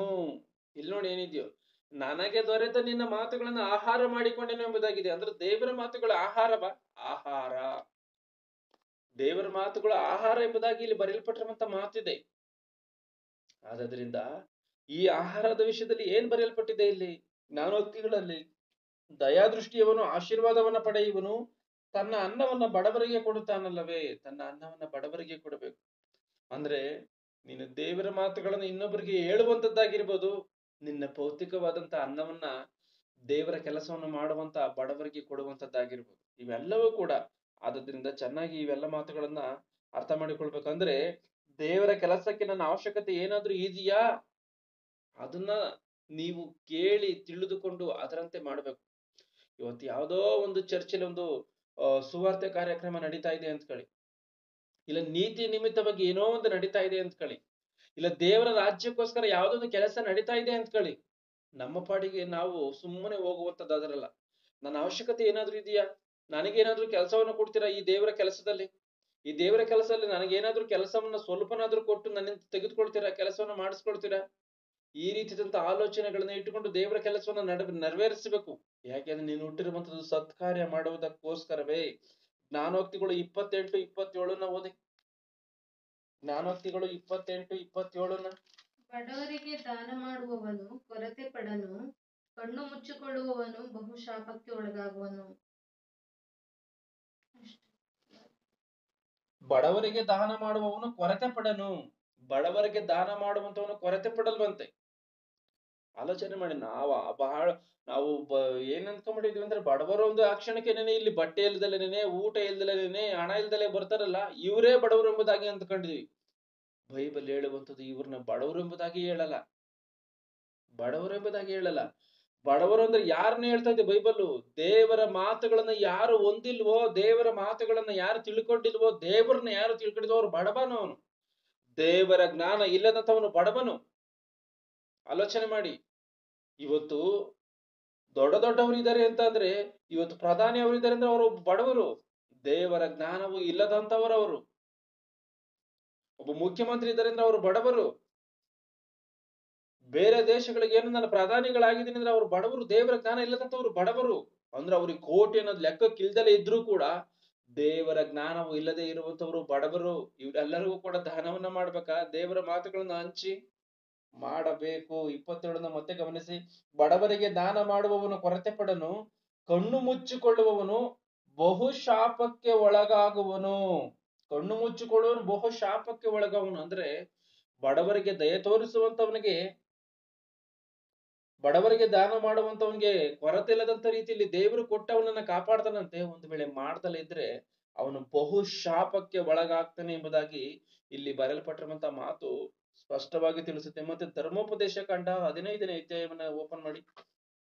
ಧರ್ಮೋಪದೇಶ ಕಾಂಡ 15ನೇ ಅಧ್ಯಾಯ 7ನೇ ವಚನದಿಂದ. ನಿಮ್ಮ ದೇವರಾದ ಯೆಹೋವನು ನಿಮಗೆ ಕೊಡುವ ದೇಶದ ಯಾವ ಊರಲ್ಲಿ ಆದರೂ ಸ್ವದೇಶದವನಾದ ಬಡವನು ಇದ್ದರೆ, ನೀವು ಆ ಬಡ ಸಹೋದರನಿಗೆ ಮನಸ್ಸನ್ನು ಕಠಿಣ ಮಾಡಿಕೊಂಡು ಅವನಿಗೆ ಸಹಾಯ ಮಾಡದೇ ಇರಬಾರದು. ನೀವು ಕೈದೆರೆದು ಅವನ ಅವಸರಕ್ಕೆ ಬೇಕಾದದ್ದನ್ನು ಕೊಟ್ಟು ಸಹಾಯ ಮಾಡಬೇಕು. ನೀವು ಬಿಡುಗಡೆಯುಂಟಾಗುವ 7ನೆಯ ವರ್ಷವು ಸಮೀಪವಾಯಿತೆಂದು ನೀಚವಾದ ಆಲೋಚನೆಯನ್ನು ಮಾಡಿ ಆ ಬಡ ಸಹೋದರನ ವಿಷಯದಲ್ಲಿ ಮೂರೆ ಕರ್ರಗೆ ಮಾಡಿಕೊಂಡು ಏನೂ ಕೊಡದೆ ಇರಬಾರದು. ನೋಡಿರಿ, ಹಾಗೆ ಧಿಕ್ಕರಿಸಿದರೆ ಅವನು ಒಂದು ವೇಳೆ ನಿಮ್ಮ ವಿಷಯದಲ್ಲಿ ಯೆಹೋವನಿಗೆ ಮೊರೆಯಿಟ್ಟಾನು, ನೀವು ದೋಷಿಗಳಾಗಿ ತೋರಿ ಬಂದಿರಿ. ನೀವು ಇಲ್ಲಿ ನೋಡಿ 7ನೇ ವಚನದಿಂದ, ನಿಮ್ಮ ದೇವರಾದ ಯೆಹೋವನು ನಿಮಗೆ ಕೊಡುವ ಯಾವ ಊರಲ್ಲಿ ಆದರೂ ಸ್ವದೇಶದವನಾದ ಬಡವನು ಇದ್ದರೆ, ನೀವು ಆ ಬಡ ಸಹೋದರನಿಗೆ ಮನಸ್ಸನ್ನ ಕಠಿಣ ಮಾಡಿಕೊಂಡು ಅವನಿಗೆ ಸಹಾಯ ಮಾಡದೇ ಇರಬಾರದು. ಅವನಿಗೆ ಸಹಾಯ ಮಾಡದೇ ಇರಬಾರ್ದಂತೆ. ಯಾರಾದ್ರೂ ಬಡವನ ಸಿಕ್ಕಿದನ ಅವನಿಗೆ ಸಹಾಯ ಮಾಡದೇ ಇರಬಾರ್ದಂತೆ. ನೀವು ಆ ಬಡ ಸಹೋದರನಿಗೆ ಮನಸ್ಸನ್ನ ಕಠಿಣ ಮಾಡಿಕೊಂಡು ಅವನಿಗೆ ಸಹಾಯ ಮಾಡದೇ ಇರಬಾರದು. ನೀವು ಕೈದೆರೆದು ಅವನ ಅವಸರಕ್ಕೆ ಬೇಕಾದದ್ದನ್ನು ಕೊಟ್ಟು ಸಹಾಯ ಮಾಡಬೇಕು. ನೀವು ಬಿಡುಗಡೆಯುಂಟಾಗುವ 7ನೆಯ ವರ್ಷವು ಸಮೀಪವಾಯಿತೆಂದು ನೀಚವಾದ ಆಲೋಚನೆಯನ್ನ ಮಾಡಿ ಆ ಬಡ ಸಹೋದರನ ವಿಷಯದಲ್ಲಿ ಮೋರೆ ಕರ್ರಗೆ ಮಾಡಿಕೊಂಡು ಏನೂ ಕೊಡದೆ ಇರಬಾರದು. ಅಂದ್ರೆ ಅಲ್ಲಿ ಆ ಒಂದು ಸಮಯದಲ್ಲಿ, ಆ ಒಂದು ಕಾಲಘಟ್ಟಗಳಲ್ಲಿ ಈ ದೇವರ ಧರ್ಮಶಾಸ್ತ್ರವನ್ನ ಬರೆಸುವಂತ ಸಮಯದಲ್ಲಿ ಯಾವ ರೀತಿಯಾಗಿತ್ತು ಅಂದ್ರೆ, ಯಾವ್ದೊಬ್ಬ ಯಜಮಾನ ಒಬ್ಬ ಕೂಲಿ ಆಳನ್ನ ಆತನು ಕೆಲಸದಲ್ಲಿ ದಾಸತ್ವದಲ್ಲಿ ನೇಮಕ ಮಾಡ್ಕೊಂಡ್ರೆ, ಬಿಟ್ಟಿ ಕೆಲಸಕ್ಕೆ ನೇಮಕ ಮಾಡ್ಕೊಂಡ್ರೆ 7 ವರ್ಷಕ್ಕೊಂದ್ಸತಿ 7 ವರ್ಷಕ್ಕೆ ಅವನನ್ನ ಬಿಟ್ಬಿಡ್ಬೇಕು. 7 ವರ್ಷಕ್ಕಿಂತ ಹೆಚ್ಚಿನದಾಗಿ ಆತನಲ್ಲಿ ಪುಗಸಟ್ಟೆ ಕೆಲಸವನ್ನ ಮಾಡಿಸ್ಕೊಳ್ಳಂಗಿಲ್ಲ. ಇವನು ಬಿಟ್ಟಿ ಕೆಲಸವನ್ನು ಮಾಡುವಂತದ್ದು 7 ವರ್ಷದವರೆಗೂ ಮಾತ್ರ. 7 ವರ್ಷದ ಮೇಲೆ ಬಿಟ್ಬಿಡ್ಬೇಕು. ಈಗ 7 ವರ್ಷದಲ್ಲಿ ಆತನ ಕೆಲಸದಿಂದ ಅವನನ್ನ ಬಿಟ್ಬಿಡುವಂತ ಆ ದಾಸತ್ವದಿಂದ ಅವನನ್ನು ಬಿಡುಗಡೆ ಮಾಡುವಂತ ಸಮಯ ಬಂದಂತ ಸಮಯದಲ್ಲಿ ಅವನಿಗೆ ಉಪಕಾರವನ್ನ ಮಾಡ್ಬೇಕಂತೆ. ಅದೇ ಇಲ್ಲಿರುವಂತದ್ದು 9ನೇ ವಚನದಲ್ಲಿ, ನೀವು ಬಿಡುಗಡೆಯುಂಟಾಗುವ 7ನೆಯ ವರ್ಷವು ಸಮೀಪವಾಯಿತೆಂದು ನೀಚವಾದ ಆಲೋಚನೆಯನ್ನು ಮಾಡಿ ಆ ಬಡ ಸಹೋದರನ ವಿಷಯದಲ್ಲಿ ಮೋರೆ ಕರ್ರೆಗೆ ಮಾಡಿಕೊಂಡು ಏನೂ ಕೊಡದೆ ಇರಬಾರದು. ಅವನನ್ನು ಬರೀ ಕೈಯಲ್ಲಿ ಕಳ್ಸಂಗಿಲ್ವಂತೆ. ನೋಡಿರಿ, ಹಾಗೆ ಧಿಕ್ಕರಿಸಿದರೆ ಅವನು ಒಂದು ವೇಳೆ ನಿಮ್ಮ ವಿಷಯದಲ್ಲಿ ಯೆಹೋವನಿಗೆ ಮೊರೆಯಿಟ್ಟಾನು, ನೀವು ದೋಷಿಗಳಾಗಿ ತೋರಿ ಬಂದೀರಿ. ಬಡವನು ಮೊರೆ ಇಟ್ರೆ ದೋಷಿಗಳಾಗಿ ತೋರಿ ಬರ್ತಾನ. ಬಡವನು ದೇವರಿಗೆ ಮೊರೆ ಇಟ್ರೆ ನೀತಿ ನಿಮಿತ್ತವಾಗಿ ಯಾವನೇ ಮೊರೆ ಇಟ್ರು ಸರಿ, ಆತನ ಬಡವನಾಗಿರ್ಬೋದು, ಶ್ರೀಮಂತನಾಗಿರ್ಬೋದು, ಇನ್ನೊಬ್ಬನಾಗಿರ್ಬೋದು, ಮತ್ತೊಬ್ಬನಾಗಿರ್ಬೋದು, ಒಬ್ಬನು ಮಾಡುವಂತ ಪ್ರಾರ್ಥನೆ ಕರೆಕ್ಟ್ ಆಗಿತ್ತು ಅಂದ್ಕೊಳ್ಳಿ, ಖಚಿತವಾಗಿ ದೇವರು ಅದನ್ನ ಲೆಕ್ಕಕ್ಕೆ ತೆಗೆದುಕೊಂತಾನೆ. ಅದನ್ನ ಕಾರ್ಯರೂಪಕ್ಕೆ ತಂದೆ ತರ್ತಾನೆ. ಭಕ್ತಿಹೀನರ ಪ್ರಾರ್ಥನೆಯನ್ನ ಕೇಳಲೆಂಬುದಾಗಿ ಯೋಹಾನ ಸುವಾರ್ತೆ 9:31 ಏನಿದೆಯೋ ಆ ರೀತಿಯಾಗಿ ಭಕ್ತಹೀನರನ್ನ ಹೊರತುಪಡಿಸಿ ಭಕ್ತಿವಂತರು ಮಾಡುವಂತ ಎಲ್ಲ ಪ್ರಾರ್ಥನೆಗಳು ಕೂಡ ಅಮೂಲ್ಯವಾದಂತವುಗಳು. ಯಾಕಂದ್ರೆ ದೇವರು ಅವೆಲ್ಲವೂ ಕೂಡ ಲೆಕ್ಕಕ್ಕೆ ತೆಗೆದುಕೊಂಡ್ ಬರ್ತಾನೆ. ಒಬ್ಬ ಮನುಷ್ಯನ ನೀತಿವಂತನಾಗಿ ಏನೋ ಪ್ರಾರ್ಥನೆಯನ್ನು ಮಾಡ್ತಾನೆ, ನೀತಿ ನಿಮಿತ್ತವಾಗಿ ದೇವ್ರು ಏನಕ್ಕೋಸ್ಕರ ಈ ಪ್ರಾರ್ಥನೆಯನ್ನ ಮಾಡಿದ್ದಾನೆ ಎಂಬುದಾಗಿ ನೋಡ್ತಾನೆ. ಅವನು ಮಾಡಿರುವಂತದ್ದು ನೀತಿಗೆ ಅನುಸಾರವಾಗಿದ್ರೆ ಅದನ್ನ ನೆರವೇರಿಸ್ತಾನೆ. ಆ ರೀತಿಯಾಗಿ ಈ ಬಡವನ ಒಂದು ವೇಳೆ ದೇವರಿಗೆ ಮೊರೆ ಇಟ್ರೆ ಈ ಬಡವನನ್ನು ಇಟ್ಟುಕೊಂಡಿದ್ದಂತ ಶ್ರೀಮಂತನ ಗತಿ ಅಧೋಗತಿ ಆಗೋಗುತ್ತೆ. 10ನೇ ವಚನ, ನೀವು ಕೊಡುವಾಗ ಬೇಸರಗೊಳ್ಳದೆ ಉದಾರವಾದ ಮನಸ್ಸಿನಿಂದಲೇ ಕೊಡಬೇಕು, ಇದರಿಂದ ನಿಮ್ಮ ದೇವರಾದ ಯೆಹೋವನು ನಿಮ್ಮ ಎಲ್ಲಾ ಕೆಲಸಗಳಲ್ಲಿಯೂ ಪ್ರಯತ್ನಗಳಲ್ಲಿಯೂ ನಿಮ್ಮನ್ನು ಅಭಿವೃದ್ಧಿ ಪಡಿಸುವನು. ಇಲ್ಲೇನಿದೆ ನೋಡಿ, ದೇಶದಲ್ಲಿ ಯಾವಾಗಲೂ 10ನೇ ವಚನ, ನೀವು ಕೊಡುವಾಗ ಬೇಸರಗೊಳ್ಳದೆ ಉದಾರವಾದ ಮನಸ್ಸಿನಿಂದಲೇ ಕೊಡಬೇಕು. ಉದಾರವಾದಂತ ಮನಸ್ಸಿನಿಂದ, ಬೇಸರಿಂದ ಅಲ್ಲ. ಬೇಜಾರಿಂದ ದೇವರಿಗೆ ಕೊಡುವಂತದ್ದಿಲ್ಲ. ದೇವರ ರಾಜ್ಯಕ್ಕೋಸ್ಕರ ನೀವು ಬೇಜಾರಿಂದ ಕೊಡುವಂತ ಅಗತ್ಯತೆ ಇಲ್ಲ. ಬೇಜಾರಿಂದ ನೀನ್ ಕೊಟ್ರು ಆದ್ರಿಂದ ನಿನಗೆ ಪ್ರತಿಫಲ ಎನ್ನುವಂಥದ್ದು ಬರಲ್ಲ. ಯಾಕಂದ್ರೆ ದೇವ್ರ ಆ ರೀತಿಗೆ ಕೊಡೋದಕ್ಕೆ ಹೇಳಿಲ್ಲ. ಇದರಿಂದ ನಿಮ್ಮ ದೇವರಾದ ಯೆಹೋವನು ನಿಮ್ಮ ಎಲ್ಲಾ ಕೆಲಸಗಳಲ್ಲಿಯೂ ಪ್ರತಿಫಲಗಳನ್ನು ಪ್ರಯತ್ನಗಳಲ್ಲಿಯೂ ನಿಮ್ಮನ್ನು ಅಭಿವೃದ್ಧಿಪಡಿಸುವನು. ನಿಮ್ಮ ಎಲ್ಲಾ ಕೆಲಸಗಳಲ್ಲಿಯೂ ಪ್ರಯತ್ನಗಳಲ್ಲಿಯೂ ನಿಮ್ಮನ್ನು ಅಭಿವೃದ್ಧಿಪಡಿಸುವನು. ಈ ರೀತಿಯಾಗಿ ನೀನು ನಡೆದುಕೊಂಡ್ರೆ ನಿಮ್ಮ ಕೆಲಸಗಳಲ್ಲಿ, ಅಂದ್ರೆ ನೀವು ಮಾಡುವಂತ ಕೆಲಸಗಳು, ಇವತ್ತು ಯಾವುದೇ ಒಬ್ಬ ಮನುಷ್ಯನು ಆತನ ಚಪ್ಪಲಿ ಹೊಲಿದು ಕೆಲಸವನ್ನು ಮಾಡಬಹುದು, ಆದ್ರೆ ಅದರಿಂದ ನೆಮ್ಮದಿ ಬರಬೇಕು ಅಂದ್ರೆ ಅದು ದೇವರಿಂದ ಅನುಗ್ರಹ. ಒಬ್ಬ ಮನುಷ್ಯನು ಒಂದು ಚಪ್ಪಲಿಯನ್ನು ಹೊಲಿತಾ ಇದ್ದಾನೆ ಅಂದ್ಕೊಳ್ಳಿ, ಆತನ ನೆಮ್ಮದಿಯಾಗಿ ತಿಂದು ನೆಮ್ಮದಿಯಾದಂತ ನಿದ್ರೆಯನ್ನ ಮಾಡಿಕೊಂಡು ಆತನು ಬದುಕ್ತಾ ಇದ್ದಾನೆ ಅಂತ ಅಂದ್ರೆ ಅದು ದೇವರಿಂದ ಅನುಗ್ರಹ ಬರಬೇಕು. ಯಾಕೆ ಅಂತ ಅಂದ್ರೆ ಇವತ್ತು ಕೋಟಿಗೆ ಬದುಕಿರ್ತಾರೆ, ಏನೋ ರೋಗಗಳಿರ್ತದೆ, ಅವ್ರಿಗೆ ನೆಮ್ಮದಿ ಅನ್ನೋದು ಎಲ್ಲಿ ಬರುತ್ತೆ? ಮತ್ತೆ ಕೋಟಿ ಅನ್ನೋದು ಲೆಕ್ಕಕ್ಕಿಲ್ಲದಂತ ರೀತಿಯಲ್ಲಿ ಇರ್ತತಿ. ಎಷ್ಟೋ ಕಷ್ಟಗಳಿರ್ತತೆ, ಏನೋ ಕೋರ್ಟ್ಗಳಿರ್ತತೆ, ಕೇಸ್ಗಳಿರ್ತತೆ, ಭಯ ಇರ್ತತೆ, ರೌಡಿಸಂಗಳ ಭಯ ಇರ್ತತೆ, ಜನಗಳ ಭಯ ಇರ್ತತೆ, ಏನೇನೋ ಇರ್ತತಿ. ಇವತ್ತು ಕಳ್ಳರು ಹೋಗಿ ಕೋಟ್ಯಾಂತರ ರೂಪಾಯಿ ಕಳ್ತನ ಮಾಡ್ಕೊಂಡ್ ಬರ್ತಾರೆ ಅಂದ್ಕೊಳ್ಳಿ, ಭಯ. ಅದು ನೆಮ್ಮದಿಯ ಭಯ ಅದು. ಯಾಕೆ? ಯಾವಾಗ ಬಂದು ಯಾರು ಹಿಡ್ಕೊಂಡು ಹೋಗ್ತಾರೋ ಒಂದು ಎಂಬುದಾಗಿ ಭಯ. ಆದ್ರಿಂದ ಒಬ್ಬ ಮನುಷ್ಯನು ಯಾವ ರೀತಿಯಾದಂತ ಚಿಕ್ಕ ಕೆಲಸವನ್ನು ಮಾಡ್ಕೊಂಡೆ ಬದುಕಲಿಕ್ಕೆ ನೆಮ್ಮದಿಯಾಗಿರ್ಬೇಕಂದ್ರೆ ಅದು ದೇವರಿಂದ ಬರುವಂತ ಒಂದು ವರ. ಅದು ದೇವರಿಂದ ಬರುವಂತ ಒಂದು ಕಾರ್ಯ. ಪ್ರಾಸಂಗಿಕ ಗ್ರಂಥದಲ್ಲಿ ಆ ಮಾತುಗಳು ಬರೆಯಲ್ಪಟ್ಟಿದೆ. ಆದ್ರಿಂದ ಈ ಒಂದು ಕೆಲಸಗಳನ್ನು ನೀನು ಈ ರೀತಿಯಾಗಿ ಬಡವರಿಗೆ ದಾನವನ್ನ ಮಾಡ್ದ, ನೀನು ಬಡವರಿಗೆ ಕೊಟ್ಟ, ನೀನು ದೇವರ ರಾಜ್ಯದ ನಿಮಿತ್ತವಾಗಿ ನೀನು ಕೊಟ್ಟ, ನಿನ್ನ ಕೆಲಸಗಳಲ್ಲಿ ನಿನಗೆ ಒಳ್ಳೇದಾಗುತ್ತಂತೆ. ನಿಮ್ಮ ಎಲ್ಲಾ ಕೆಲಸಗಳಲ್ಲಿಯೂ ಪ್ರಯತ್ನಗಳಲ್ಲಿಯೂ ನಿಮ್ಮನ್ನು ಅಭಿವೃದ್ಧಿ ಪಡಿಸುವನು. ಪ್ರಯತ್ನಗಳಲ್ಲಿ, ಯಾಕಂದ್ರೆ ಎಷ್ಟೋ ಜನ ಏನೋ ಒಂದು ಕೆಲಸವನ್ನು ಮಾಡೋದಕ್ಕೆ ಪ್ರಯತ್ನ ಮಾಡ್ತಾರೆ, ಅದು ವಿಫಲವಾಗಿ ಸುಮ್ಮನಾಗ್ಬಿಡ್ತಾರೆ. ಯಾವ್ದೊಂದು ಕೆಲಸವನ್ನು ಮಾಡ್ಬೇಕು ಅಂತ ಪ್ರಯತ್ನ ಪಡ್ತಾರೆ, ಅದು ನಡೆದಲ್ಲೇ ಸುಮ್ಮನಾಗ್ಬಿಡ್ತಾರೆ. ಆದ್ರೆ ಯಾವುದೇ ಒಂದು ಕೆಲಸವನ್ನು ಮಾಡುವಾಗ ಅದು ಸಕ್ಸಸ್ ಆಗ್ಬೇಕು ಅಂದ್ರೆ, ಅದು ನಮಗೆ ಒಳ್ಳೇದಾಗ್ಬೇಕು ಅಂದ್ರೆ ದೇವರಿಂದ ಅನುಗ್ರಹ ಎನ್ನುವಂಥದ್ದು ಬರಬೇಕು. ಅರ್ಥ ಆಯ್ತಾ? ನೀತಿ ನಿಮಿತ್ತವಾಗಿ ಮಾಡುವಂತ ಕೆಲಸಗಳು, ನಾನು ಯಾವ್ದೋ ಅನೀತಿ ಕಾರ್ಯಗಳಿಗೋಸ್ಕರ ಅಂತ ಅಲ್ಲ ಹೇಳ್ತಾ ಇರೋದು ನಾನು. ನೀತಿ ನಿಮಿತ್ತವಾಗಿ ಏನೋ ಒಂದು ಮಾಡ್ತೀಯಾ, ಇವತ್ತು ನೀನ್ ಏನೋ ಒಂದು ದೇವರ ರಾಜ್ಯಕ್ಕೋಸ್ಕರ ಏನೋ ಒಂದು ಮಾಡ್ಬೇಕು ಎಂಬುದಾಗಿ ನೀನು ಪ್ರಯತ್ನ ಮಾಡ್ತೀಯಾ, ಅದರಿಂದ ಒಳ್ಳೇದಾಗ್ಬೇಕು ಅಂದ್ರೆ ಅದು ದೇವರಿಂದ ಅನುಗ್ರಹ ಬರಬೇಕು. ದೇವರು ನಿನಗೆ ಅದನ್ನ ಅನುಗ್ರಹಿಸ್ಬೇಕು ಅಂದ್ರೆ ನೀನ್ ನೀತಿವಂತನಾಗಿ ಇರಬೇಕು, ನೀತಿ ಕಾರ್ಯಗಳಲ್ಲಿ ಮುಂದಾಗಿ ಇರಬೇಕು. 11ನೇ ವಚನ, ದೇಶದಲ್ಲಿ ಯಾವಾಗಲೂ ಬಡವರು ಇರುವರಷ್ಟೇ, ಆದುದರಿಂದ ನೀವು ಸ್ವದೇಶದವರಾದ ಬಡವರಿಗೂ ಗತಿಯಿಲ್ಲದವರಿಗೂ ಕೈ ನೀಡಿ ಸಹಾಯ ಮಾಡಬೇಕೆಂದು ಆಜ್ಞಾಪಿಸಿದ್ದೇನೆ. ಅಂದ್ರೆ ಬಡವರಿಗೆ ಈ ರೀತಿಗೆ ದಯೆಯನ್ನ ತೋರಿಸ್ಬೇಕು ಎನ್ನುವಂಥದ್ದು ಖಚಿತವಾಗಿ ಇಲ್ಲಿ ಬೈಬಲ್ ಹೇಳುವಂತ ಮಾತು. ಮತ್ತೆ ಪ್ರಸಂಗಿ ಗ್ರಂಥ 11ನೇ ಅಧ್ಯಾಯ 1ನೇ ವಚನವನ್ನ ಓದಿ. ಪ್ರಸಂಗಿ ಗ್ರಂಥ 11ನೇ ಅಧ್ಯಾಯ 1ನೇ ವಚನವನ್ನ. ನಿನ್ನ ಆಹಾರವನ್ನು ನೀರಿನ ಮೇಲೆ ಚೆಲ್ಲು, ಬಹುದಿನದ ಮೇಲೆ ಅದು ನಿನಗೆ ಸಿಕ್ಕುವುದು. ಸಾಕು. ಇಲ್ಲಿ ನೋಡಿ, ನಿನ್ನ ಆಹಾರವನ್ನು ನೀರಿನ ಮೇಲೆ ಚೆಲ್ಲು, ಬಹುದಿನದ ಮೇಲೆ ಅದು ನಿನಗೆ ಸಿಕ್ಕುವುದು ಎಂಬುದಾಗಿದೆ. ಅಂದ್ರೆ ನಮ್ಮ ಆಹಾರವನ್ನು ನೀರಿನ ಮೇಲೆ ಚೆಲ್ಲಬೇಕಂತೆ, ಬಹುದಿನದ ಮೇಲೆ ಅದು ಸಿಗುತ್ತಂತೆ. ಆಲೋಚನೆ ಮಾಡಿ, ಯಾವ ರೀತಿಯಾಗಿ ನೀರಿನ ಮೇಲೆ ಚೆಲ್ಬಿಟ್ರೆ ಸಿಕ್ಬಿಡ್ತದ. ಇವತ್ತು ನಾವು ಅನ್ನ ತಿಂತೀವಿ ಅಂತ್ಕೊಳ್ಳಿ, ಅನ್ನ ತೆಗೆದುಕೊಂಡು ಹೋಗಿ ನೀರಿನ ಮೇಲೆ ಚೆಲ್ಬಿಟ್ರೆ ಅದು ಬಹುದಿನಗಳ ಮೇಲೆ ಸಿಗುತ್ತಾ? ನಾವು ಈ ರೀತಿಯಾಗಿ ಅಂದ್ಕೊಂಡ್ರೆ ತಪ್ಪು. ಇದು ಯಾವ ರೀತಿಯಾಗಿ ಪ್ರಕಟಣೆ ಗ್ರಂಥದಲ್ಲಿ ಈ ಲೋಕವನ್ನ ಬಹಳ ನೀರುಗಳಿತ್ತು, ಅಂದ್ರೆ ತಂದೆಯಾದಂತ ದೇವರ ಸಿಂಹಾಸನ ಇತ್ತು. ಆ ಸಿಂಹಾಸನದ ಮೇಲೆ ಸಿಂಹಾಸನದ ಮುಂದೆ ಗಾಜಿನ ಸಮುದ್ರವಿದ್ದ ಹಾಗೆ ಕಾಣುತ್ತಿತ್ತು ಎಂಬುದಾಗಿದೆ. ಅಂದ್ರೆ ದೇವರಲ್ಲಿ ಏನಕ್ಕೋಸ್ಕರ ಗಾಜಿನ ಸಮುದ್ರ ಎಂಬುದಾಗಿ ಬರೆಸಿದ್ದಾರೆ? ರೂಪಾಲಂಕಾರವಾಗಿ ಅದನ್ನ ಜನಾಂಗಗಳಿಗೆ ಹೋಲಿಸಿ ಮಾತನಾಡಿರುವಂತದ್ದು ಎಂಬುದಾಗಿ ಸ್ಪಷ್ಟವಾಗಿ ಗೊತ್ತಿದೆ. ಆದ್ರಿಂದ ಇಲ್ಲೂ ಕೂಡ ನೀರಿನ ಮೇಲೆ ಚೆಲ್ಲಬೇಕಂತೆ. ಅಂದ್ರೆ ಇಲ್ಲಿ ನಿನ್ನ ಒಂದೇ ಮಾತು ನೇರವಾಗಿ ಹೇಳ್ಬೇಕು ಅಂದ್ರೆ, ನಿನ್ನ ಒಂದು ಮಾತುಗಳನ್ನ, ಅಂದ್ರೆ ನೀನು ಕಲಿತುಕೊಂಡಿರುವಂತ ದೇವರ ಮಾತುಗಳನ್ನ ಚೆಲ್ಲಬೇಕಂತ. ಅಂದ್ರೆ ದೇವರ ಮಾತುಗಳನ್ನ ನೀನು ಇನ್ನೊಬ್ಬರಿಗೆ ಬಿತ್ತಬೇಕಂತೆ, ದೇವರ ಮಾತುಗಳನ್ನ ಹೇಳ್ಬೇಕಂತೆ. ದೇವರ ಮಾತುಗಳನ್ನು ಹೇಳುವಂತವ್ರಿಗೋಸ್ಕರ ನಿನ್ನ ಕಷ್ಟಾರ್ಜಿತವನ್ನು ಕೊಡುವಂತದ್ದಾಗಿರ್ಬೋದು, ನೀನೇ ಹೇಳುವಂತದ್ದಾಗಿರ್ಬೋದು, ನಿನ್ನ ಶ್ರಮೆಯನ್ನ ಆ ಕಾರ್ಯಗಳಲ್ಲಿ ವಹಿಸುವಂತದ್ದಾಗಿರ್ಬೋದು, ಇವೆಲ್ಲವೂ ಕೂಡ ನಿನ್ನ ಆಹಾರವಿದ್ದಂತ ರೀತಿಯಲ್ಲಿ. ನಿನ್ನ ಆಹಾರವನ್ನ ನೀರಿನ ಮೇಲೆ ಚೆಲ್ಲು, ಈ ರೀತಿಯಾಗಿ ನೀನು ಚೆಲ್ಲು, ಬಹು ದಿನದ ಮೇಲೆ ಅದು ನಿನಗೆ ಸಿಕ್ಕುವುದು. ಅಂದ್ರೆ ಇಲ್ಲಿ ನೀನು ಭೂಮಿ ಮೇಲೆ ಮಾಡಿದಂತ ಯಾವ ನೀತಿ ಕಾರ್ಯವೂ ಕೂಡ ಮರ್ತೋಗುವಂತದ್ದಲ್ಲ ದೇವರು. ಯಾವುದನ್ನು ಮರ್ತೋಗಲ್ಲ ದೇವರು. ಅದ್ಯಾವುದು ಕೂಡ ವ್ಯರ್ಥವಾಗಿ ಹೋಗಲ್ಲ. ಇವತ್ತು ನಾವು ತಿನ್ನುವಂತ ಆಹಾರವನ್ನ ತೆಗೆದುಕೊಂಡು ಹೋಗಿ ನೀರಿನ ಮೇಲೆ ಹೆಸರು ಏನಾಗುತ್ತೆ, ನೀವು ಅದರೊಳಗಿರುವಂತ ಮೀನು ತಿನ್ಬಹುದು, ಇದು ನೀರಿನಲ್ಲಿ ಬಿದ್ದು ಕೊಳೆತು ಹಾಳಾಗಿ ಹೋಗ್ಬೋದು. ಆದ್ರೆ ದೇವರು ಈ ವಿಚಾರದಲ್ಲಿ ಬರ್ಸಿಲ್ಲ. ಇಲ್ಲಿ ದೇವ್ರು ಹೇಳಿರುವಂತದ್ದು ಏನ್ ಗೊತ್ತಾ, ನಿನ್ನ ನೀತಿ ಕಾರ್ಯಗಳೇನಿದೆಯೋ ಅದನ್ನ ನೀನು ಯಾವಾಗ ಬೇಕಾದ್ರೂ ಮಾಡೋದು, ಬಹು ದಿನಗಳ ಮೇಲೆ ನಿನಗೆ ಸಿಕ್ಕುತ್ತೆ. ನೀನು ಸತ್ತ ಮೇಲೂ ಕೂಡ ಅದು ಸಿಗುತ್ತೆ. ನೀನು ಈ ಲೋಕದಲ್ಲಿ ಸತ್ತ ಮೇಲೂ ಕೂಡ ಸಿಗುತ್ತೆ. ನಿನ್ನ ಆಹಾರವನ್ನ ನೀರಿನ ಮೇಲೆ ಚೆಲ್ಲು, ಬಹು ದಿನದ ಮೇಲೆ ಅದು ನಿನಗೆ ಸಿಕ್ಕುವುದು. 7 ಮಂದಿಗೆ, ಹೌದು 8 ಮಂದಿಗೆ ಹಂಚಿಬಿಡು. ಲೋಕದಲ್ಲಿ ಮುಂದೆ ಸಂಭವಿಸುವ ಕೇಡು ನಿನಗೆ ಗೊತ್ತಿಲ್ಲ.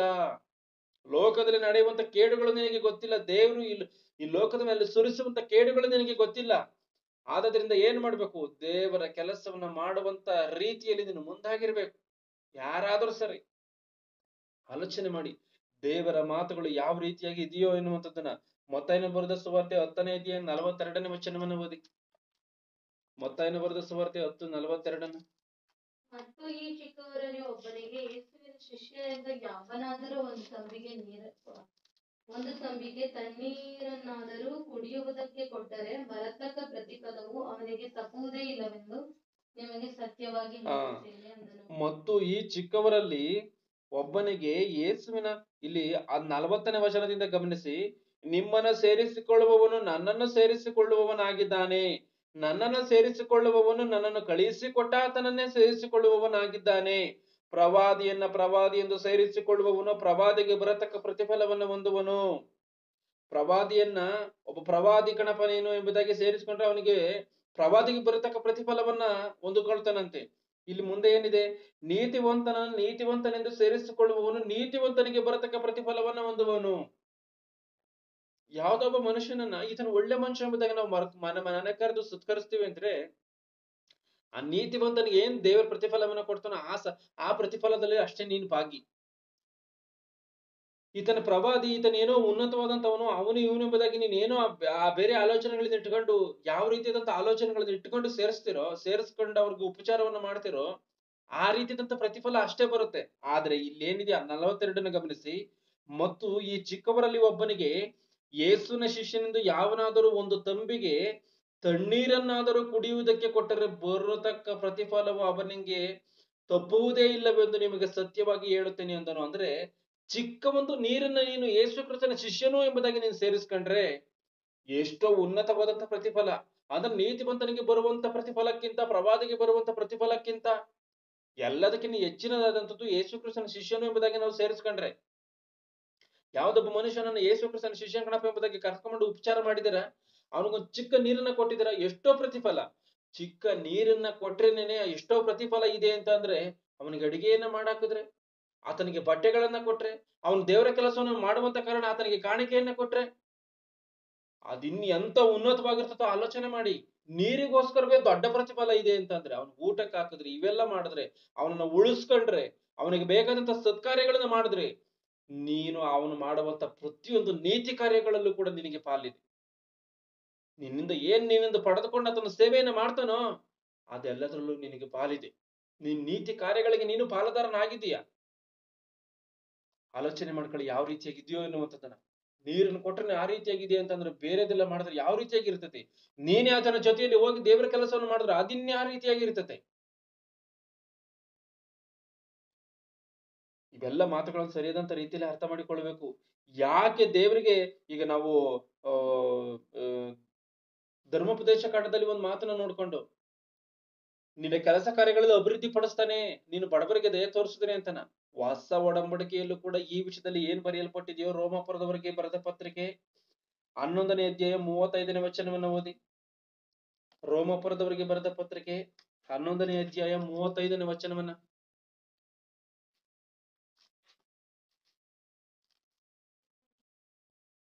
ಆತನಿಗೆ ಆಲೋಚನಾಕರ್ತನು ಯಾರು? ಮೊದಲು ಆತನಿಗೆ ಕೊಟ್ಟು ಪ್ರತಿಫಲವನ್ನು ತೆಗೆದುಕೊಳ್ಳುವವರು ಯಾರು? 11:35 ರೋಮಾಪುರದವರೆಗೆ ಏನಿದೆಯೋ ಗಮನಿಸಿ. ಆತನಿಗೆ ಆಲೋಚನಾಕರ್ತನು ಯಾರು?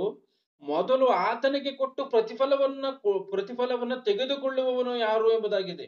ಅಂದ್ರೆ ಆತನಿಗೆ ಕೊಟ್ಟು, ಮೊದಲು ಆತನಿಗೆ ಕೊಟ್ಟು ಪ್ರತಿಫಲವನ್ನು ತೆಗೆದುಕೊಳ್ಳುವವನು ಯಾರು ಎಂಬುದಾಗಿ ಬರೆಯಲ್ಪಟ್ಟಿದೆ. ಅಂದ್ರೆ ಮೊದಲು ಕೊಟ್ರೆ ಪ್ರತಿಫಲ ಇರ್ತತೆ ಅಂತನಾ ಇದ್ರ ಅರ್ಥ? ಹೌದು, ಆ ರೀತಿಯಾಗಿನೇ ಅರ್ಥ. ಮೊದಲು ನೀನು ದೇವರಿಗೆ ಕೊಟ್ರೆ ಪ್ರತಿಫಲ ಇರ್ತತೆ ನಿನಗೆ. ಮೊದಲು ಕೊಟ್ರೆ ಪ್ರತಿಫಲ, ಮೊದಲು ದೇವರ ಕೆಲಸವನ್ನು ಮಾಡಿದ್ರೆ ಪ್ರತಿಫಲ, ಮೊದಲು ನೀನು ಸಮಯವನ್ನು ಕೊಟ್ಟು ದೇವರ ಕೆಲಸ ನೀತಿ ಕಾರ್ಯಗಳನ್ನು ನೆರವೇರಿಸಿದ್ರೆ ಪ್ರತಿಫಲ. ಯಾವ್ದನ್ನ ಮೊದಲು ಮಾಡಿದ್ರು ದೇವರಿಂದ ನಿನಗೆ ಪ್ರತಿಫಲ ಬರುತ್ತೆ. ಅಂದ್ರೆ ದೇವರ ರಾಜ್ಯಕ್ಕೋಸ್ಕರ ನೀನು ಮೊದಲು ಯಾವ್ದನ್ನ ಮಾಡಿದ್ರು ಕೂಡ ಪ್ರತಿಫಲ. ನಿನ್ನ ಕಷ್ಟಾರ್ಜಿತವನ್ನ ಮೊದಲು ಕೊಟ್ಟರು ಪ್ರತಿಫಲ, ನೀನೇ ನಿನ್ನ ಶ್ರಮೆಯನ್ನ ಮೊದಲು ಅವನು ದೇವರ ಕೆಲಸದಲ್ಲಿ ತೊಡಗಿಸಿದ್ರು ಪ್ರತಿಫಲ. ಯಾವ್ದನ್ನ ಮಾಡಿದ್ರು ಇಲ್ಲ, ಅದೇ ಇಲ್ಲಿ ಇರೋದು. ಆತನಿಗೆ ಆಲೋಚನಾಕರ್ತನು ಯಾರು? ಮೊದಲು ಆತನಿಗೆ ಕೊಟ್ಟು ಪ್ರತಿಫಲವನ್ನು ಹೊಂದುವವರು. ಮೊದಲು ದೇವರಿಗೆ ಕೊಟ್ಟರೆ ನಿನಗೆ ಪ್ರತಿಫಲ ಎನ್ನುವಂಥದ್ದಿದೆ. ಇದು ಹೊಸ ಒಡಂಬಡಿಕೆಯಲ್ಲಿ ಬರೆಯಲ್ಪಟ್ಟಿರುವಂತ ಮಾತು. ಯಾರಿಗೂ ತಿಳಿಯದೇ ಇರುವಂತ ಒಂದು ಸತ್ಯ. ನಾವೆಲ್ಲರೂ ಕೂಡ ಸರಿಯಾದಂತ ರೀತಿಯಲ್ಲಿ ಅರ್ಥ ಮಾಡಿಕೊಳ್ಳದೇ ಇರುವಂತ ವಿಚಾರಗಳಿವೆಲ್ಲನ.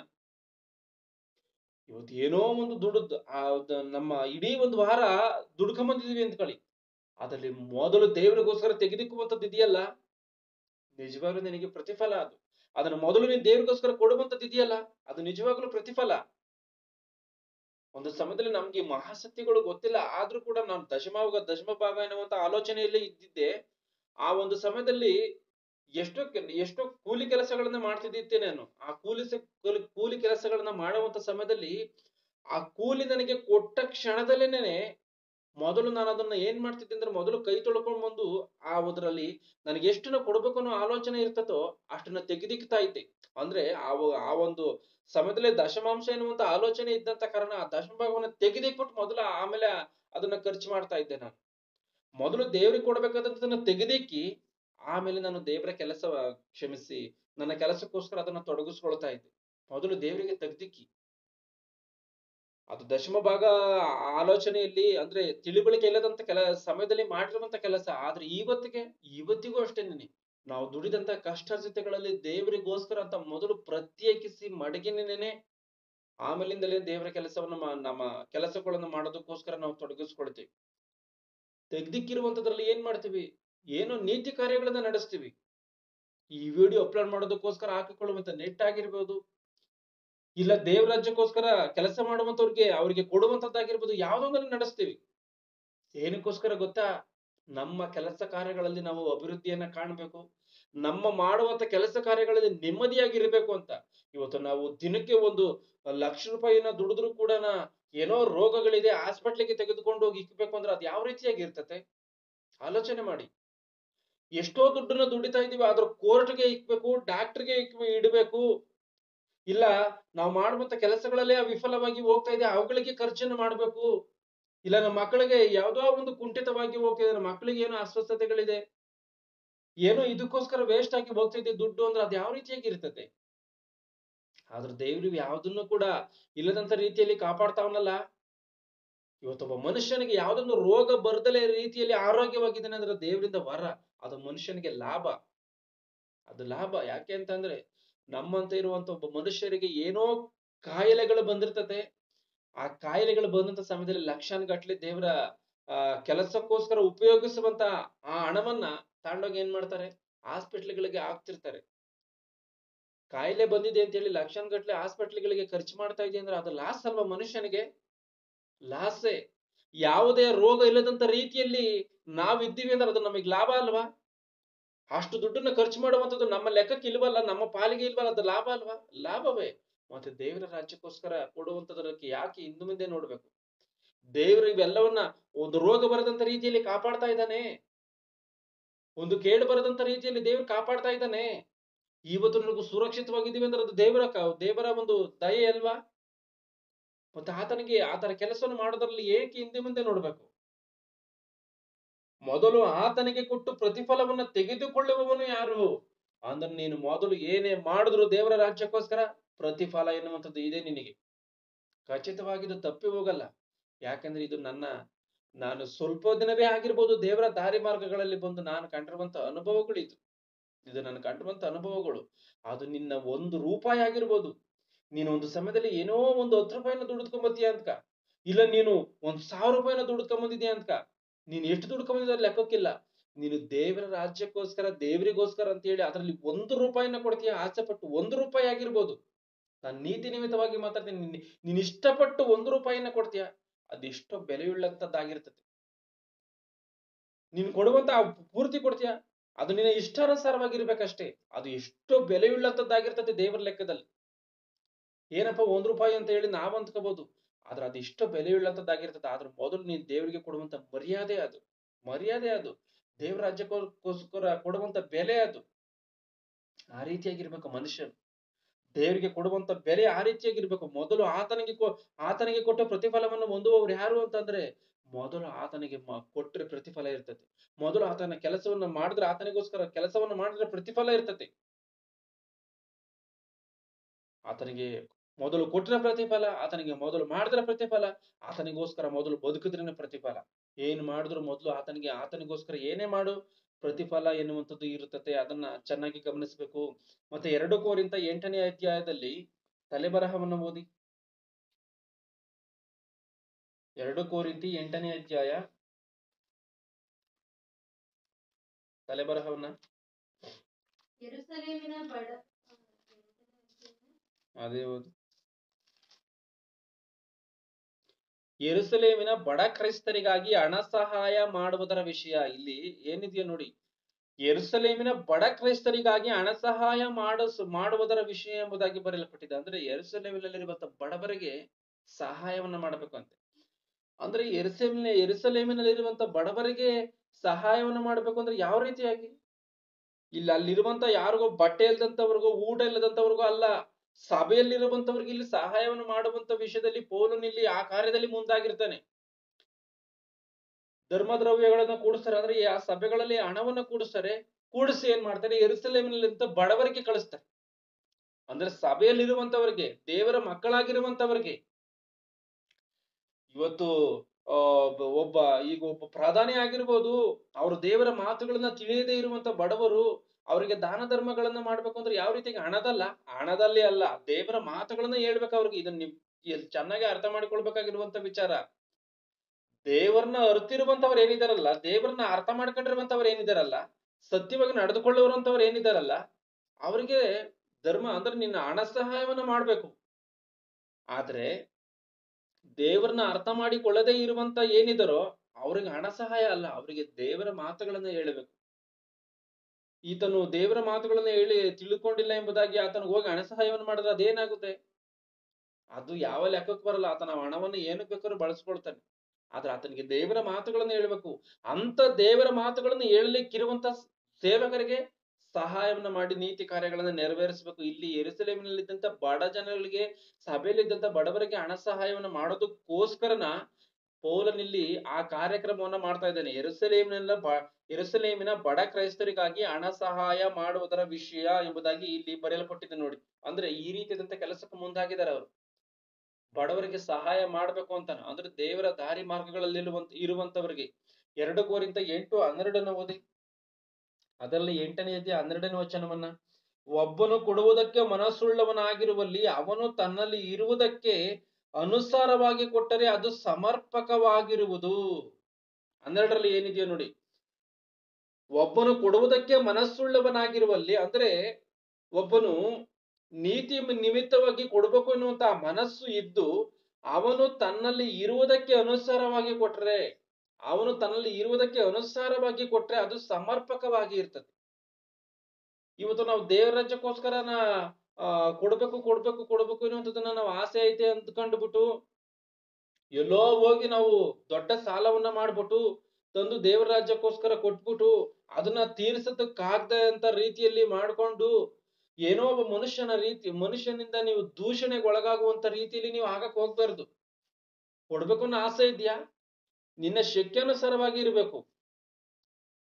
12ರಲ್ಲಿ ಅದಿದೆ ನೋಡಿ, ಒಬ್ಬನು ಕೊಡುವುದಕ್ಕೆ ಮನಸ್ಸುಳ್ಳವನಾಗಿರುವಲ್ಲಿ ಅವನು ತನ್ನಲ್ಲಿ ಇರುವುದಕ್ಕೆ ಅನುಸಾರವಾಗಿ ಕೊಟ್ಟರೆ, ಇರುವುದಕ್ಕನುಸಾರವಾಗಿ. ಇವತ್ತು ಅಂದ್ರೆ ನೀನು ಸಾಲವನ್ನ ಮಾಡಿ ದೇವರ ಸೇವೆಯನ್ನು ಮಾಡುವಂಥದ್ದು ತಪ್ಪ ಅಂತ ಅಂದ್ರೆ ತಪ್ಪಲ್ಲ. ನೀನು ಸಾಲವನ್ನ ಮಾಡಿ ದೇವರ ಸೇವೆಯನ್ನ ಮಾಡುವಂಥದ್ದು ತಪ್ಪಲ್ಲ. ಆದ್ರೆ ನೀನು ಮಾಡಿದ ಸಾಲವನ್ನು ನೀಟಾಗಿ ತೀರಿಸಬೇಕು. ಆಗಿದ್ರೆ ಸಾಲ ಮಾಡು. ಆಗಿರುವಂತ ಮಟ್ಟಿಗೆ ಅಂದ್ರೆ ತೀರಿಸಕ್ಕಾಗುವಂತ ರೀತಿಯಲ್ಲಿ ಸಾಲವನ್ನು ಮಾಡಿಕೊಂಡು ದೇವರ ಕೆಲಸವನ್ನು ಮಾಡಿ ಆನಂತರ ಸಾಲ ತೀರಿಸು. ಆದ್ರೆ ನೀನು ಸಾಲವನ್ನೇ ತೀರಿಸೋದಕ್ಕಾಗದೇ ಇರುವಂತ ರೀತಿಯಲ್ಲಿ ಸಾಲವನ್ನು ಮಾಡ್ಕೊಂಡು ದೇವರ ಕೆಲಸವನ್ನು ನೆರವೇರಿಸಿ ಅದರಿಂದ ಏನೋ ನೀನೇ ದೂಷಣೆಗೊಳಗಾಗಿ, ಇಲ್ಲ ನೀನೇನೋ ಒಂದು ಅದರಿಂದ ನಿನಗೆ ತಪ್ಪಾಗುತ್ತೆ, ಹಾನಿ ಆಗುತ್ತೆ ಅನ್ನುವಂತ ರೀತಿಯಲ್ಲಿ ಮಾಡ್ಕೊಳ್ಳುವಂಥದ್ದಲ್ಲ. ಇಲ್ಲಿ ವಾಕ್ಯ ಏನ್ ಬರೆಯಲ್ಪಟ್ಟಿದೆ, ಅವನು ತನ್ನಲ್ಲಿ ಇರುವುದಕ್ಕೆ ಅನುಸಾರವಾಗಿ ಕೊಟ್ರೆ, ನಿನ್ನಲ್ಲಿ ಇರುವಂತದಕ್ಕೆ ಅನುಸಾರವಾಗಿ, ನಿನ್ನಲ್ಲಿ ಏನ್ ಪ್ರೆಸೆಂಟ್ ಇದೆಯೋ ಅದಕ್ಕನುಸಾರವಾಗಿ ಕೊಡೆಂಬುದಾಗಿ ವಾಕ್ಯ ಬರೆಯಲ್ಪಟ್ಟಿದೆ. ಅದರಿಂದ ಚೆನ್ನಾಗಿದ್ದನ್ನು ಗಮನಿಸ್ಬೇಕು. ಅವನು ತನ್ನಲ್ಲಿ ಇರುವುದಕ್ಕೆ ಅನುಸಾರವಾಗಿ ಕೊಟ್ಟರೆ ಅದು ಸಮರ್ಪಕವಾಗಿರುವುದು. ಅವನಿಗೆ ಇಲ್ಲದನ್ನು ದೇವರು ಕೇಳಿಕೊಳ್ಳುವುದಿಲ್ಲ. ಈಗ ಏನೋ ನೀನು ದೊಡ್ಡದಾಗಿ ದೇವರ ಸೇವೆಯನ್ನು ಮಾಡ್ಬೇಕಂತ ಎಲ್ಲ ಆಲೋಚನೆಗಳಿದೆ, ಆದ್ರೆ ಹಣ ಮಾತ್ರ ಇಲ್ಲ ಅಂತ ಹೇಳ್ಬಿಟ್ಟು ಏನೋ ನಿಂತಲ್ಲಿ ಇಲ್ದಲೇ ಇರುವಂತದನ್ನು ದೇವರು ಕೇಳ್ಕೊಳ್ಳಲ್ವಂತೆ. ಈಗ ದೊಡ್ಡ ಸೇವೆಯನ್ನು ಮಾಡ್ಬೇಕು ಅಂತ ಆಸೆ ಇದೆ, ಹಣ ಇಲ್ಲ, ಆದ್ರಿಂದ ಏನೋ ಒಂದು ಮಾಡಿ ಸಾಲವನ್ನು ಮಾಡ್ಬೇಕು. ಒಂದು ಸಮಯದಲ್ಲಿ ಏನಾಗಿದೆ ಅಂತ ಅಂದ್ರೆ ಡ್ಯಾಡಿ ಅವರ ಒಂದು ಯೂನಿವರ್ಸಿಟಿಯಲ್ಲಿ ಬೋರ್ ಹಾಕಿಸ್ಬೇಕು ಎನ್ನುವಂತ ಆಲೋಚನೆಯಿಂದ ದುಡ್ಡು ಇಲ್ಲದೆ ಇರುವಂತ ಪರಿಸ್ಥಿತಿ ಬಂದಾಗ ಒಬ್ರು ಹೋಗಿ ಕಿಡ್ನಿಯನ್ನ ಮಾರ್ಕೊಳ್ಳೋದಕ್ಕೋಸ್ಕರ ಹೋಗಿದೆ. ಆದ್ರೆ ಇದು ತಪ್ಪ ಸರಿನಾ ಅಂತ ಅಂದ್ರೆ, ದೇವರ ರಾಜ್ಯಕ್ಕೋಸ್ಕರ ಅಲ್ವಾ ಅವ್ರ ಕಿಡ್ನಿಯನ್ನ ಮಾರ್ಕೊಂಡು ಅದರಿಂದ ಬರುವಂತ ಹಣದಲ್ಲಿ ಬೋರ್ ಹಾಕ್ಸೋದಕ್ಕೆ ಹೋಗಿತ್ತು ಅಂತ ಹೇಳಿ ನಾವು ಅಂದ್ಕೊಂಡ್ರೆ ಅದು ತಪ್ಪು. ಯಾಕೆಂದ್ರೆ ಆ ರೀತಿಯಾಗಿ ಆತನ ಕಿಡ್ನಿಯನ್ನ ಮಾರ್ಕೊಂಡು ಬಂದು ಆತನ ಏನೋ ಇಲ್ಲಿ ಬೋರನ್ನ ಹಾಕ್ಸಿದಾನೆ ಅಂದ್ರೆ ದೇವರ ರಾಜ್ಯಕ್ಕೋಸ್ಕರ ಆತನ ಯಾವ ರೀತಿಯಾಗಿ ಬದುಕ್ತಾನೆ? ನಿನ್ನ ಶರೀರ ಎನ್ನುವಂಥದ್ದನ್ನ ಜಾಗೃತಿಯಿಂದ ನೋಡ್ಕೋಬೇಕು. ಈ ಭೂಮಿ ಮೇಲೆ ದೇವರ ಕೆಲಸವನ್ನು ನೆರವೇರಿಸಬೇಕು ಅಂದ್ರೆ ಅವಯವಗಳನ್ನ ಮಾರ್ಕೊಂಡು ಏನ್ ಮಾಡೋದಕ್ಕಾಗುತ್ತೆ? ದೇವರ ಕೆಲಸವನ್ನ ಆತನ ಆರೋಗ್ಯವಾಗಿ ಇರೋದಕ್ಕೇನೆ ತೊಂದರೆ ಆಗುತ್ತೆ. ಆದ್ದರಿಂದ ಅದಲ್ಲ, ಅವನಿಗೆ ಇಲ್ಲದನ್ನು ದೇವರು ಕೇಳಿಕೊಳ್ಳುವುದಿಲ್ಲ. ಇತರರಿಗೆ ಕಷ್ಟ ಪರಿಹಾರವು ನಿಮಗೆ ಕಷ್ಟವೂ ಉಂಟಾಗಬೇಕೆಂದು ನನ್ನ ತಾತ್ಪರ್ಯವಲ್ಲ. ಅಂದ್ರೆ ಈಗ ನೀವು ದಾನವನ್ನ ಕೊಡ್ರಿ ಎಂಬುದಾಗಿ ಹೇಳ್ತಾ ಇದ್ದೀನಲ್ಲ, ನೀವು ದಾನವನ್ನ ಕೊಟ್ಟು ನೀವು ಬಡವರಾಗ್ರಿ, ಅವ್ರು ಶ್ರೀಮಂತರಾಗ್ಲಿ, ಅಂದ್ರೆ ನಿಮಗೆ ಕಷ್ಟ ಬರ್ಲಿ, ಅವ್ರಿಗೆ ಕಷ್ಟ ಪರಿಹಾರ ಆಗ್ಲಿ ಎನ್ನುವಂಥದ್ದು ನನ್ನ ಮಾತಿನ ಅರ್ಥ ಅಲ್ಲ. ಸಮಾನತ್ವವಿರಬೇಕೆಂಬುದೇ ನನ್ನ ತಾತ್ಪರ್ಯ. ಸಮಾನವಾಗಿ ಇರ್ಬೇಕು. ಇವತ್ತು ದೇವರು ಆದಾಮ ಹವ್ವಳನ್ನು ಆಶೀರ್ವದಿಸುವಂತ ಸಮಯದಲ್ಲಿ ಏನ್ ಹೇಳಿದ್ದಾನೆ?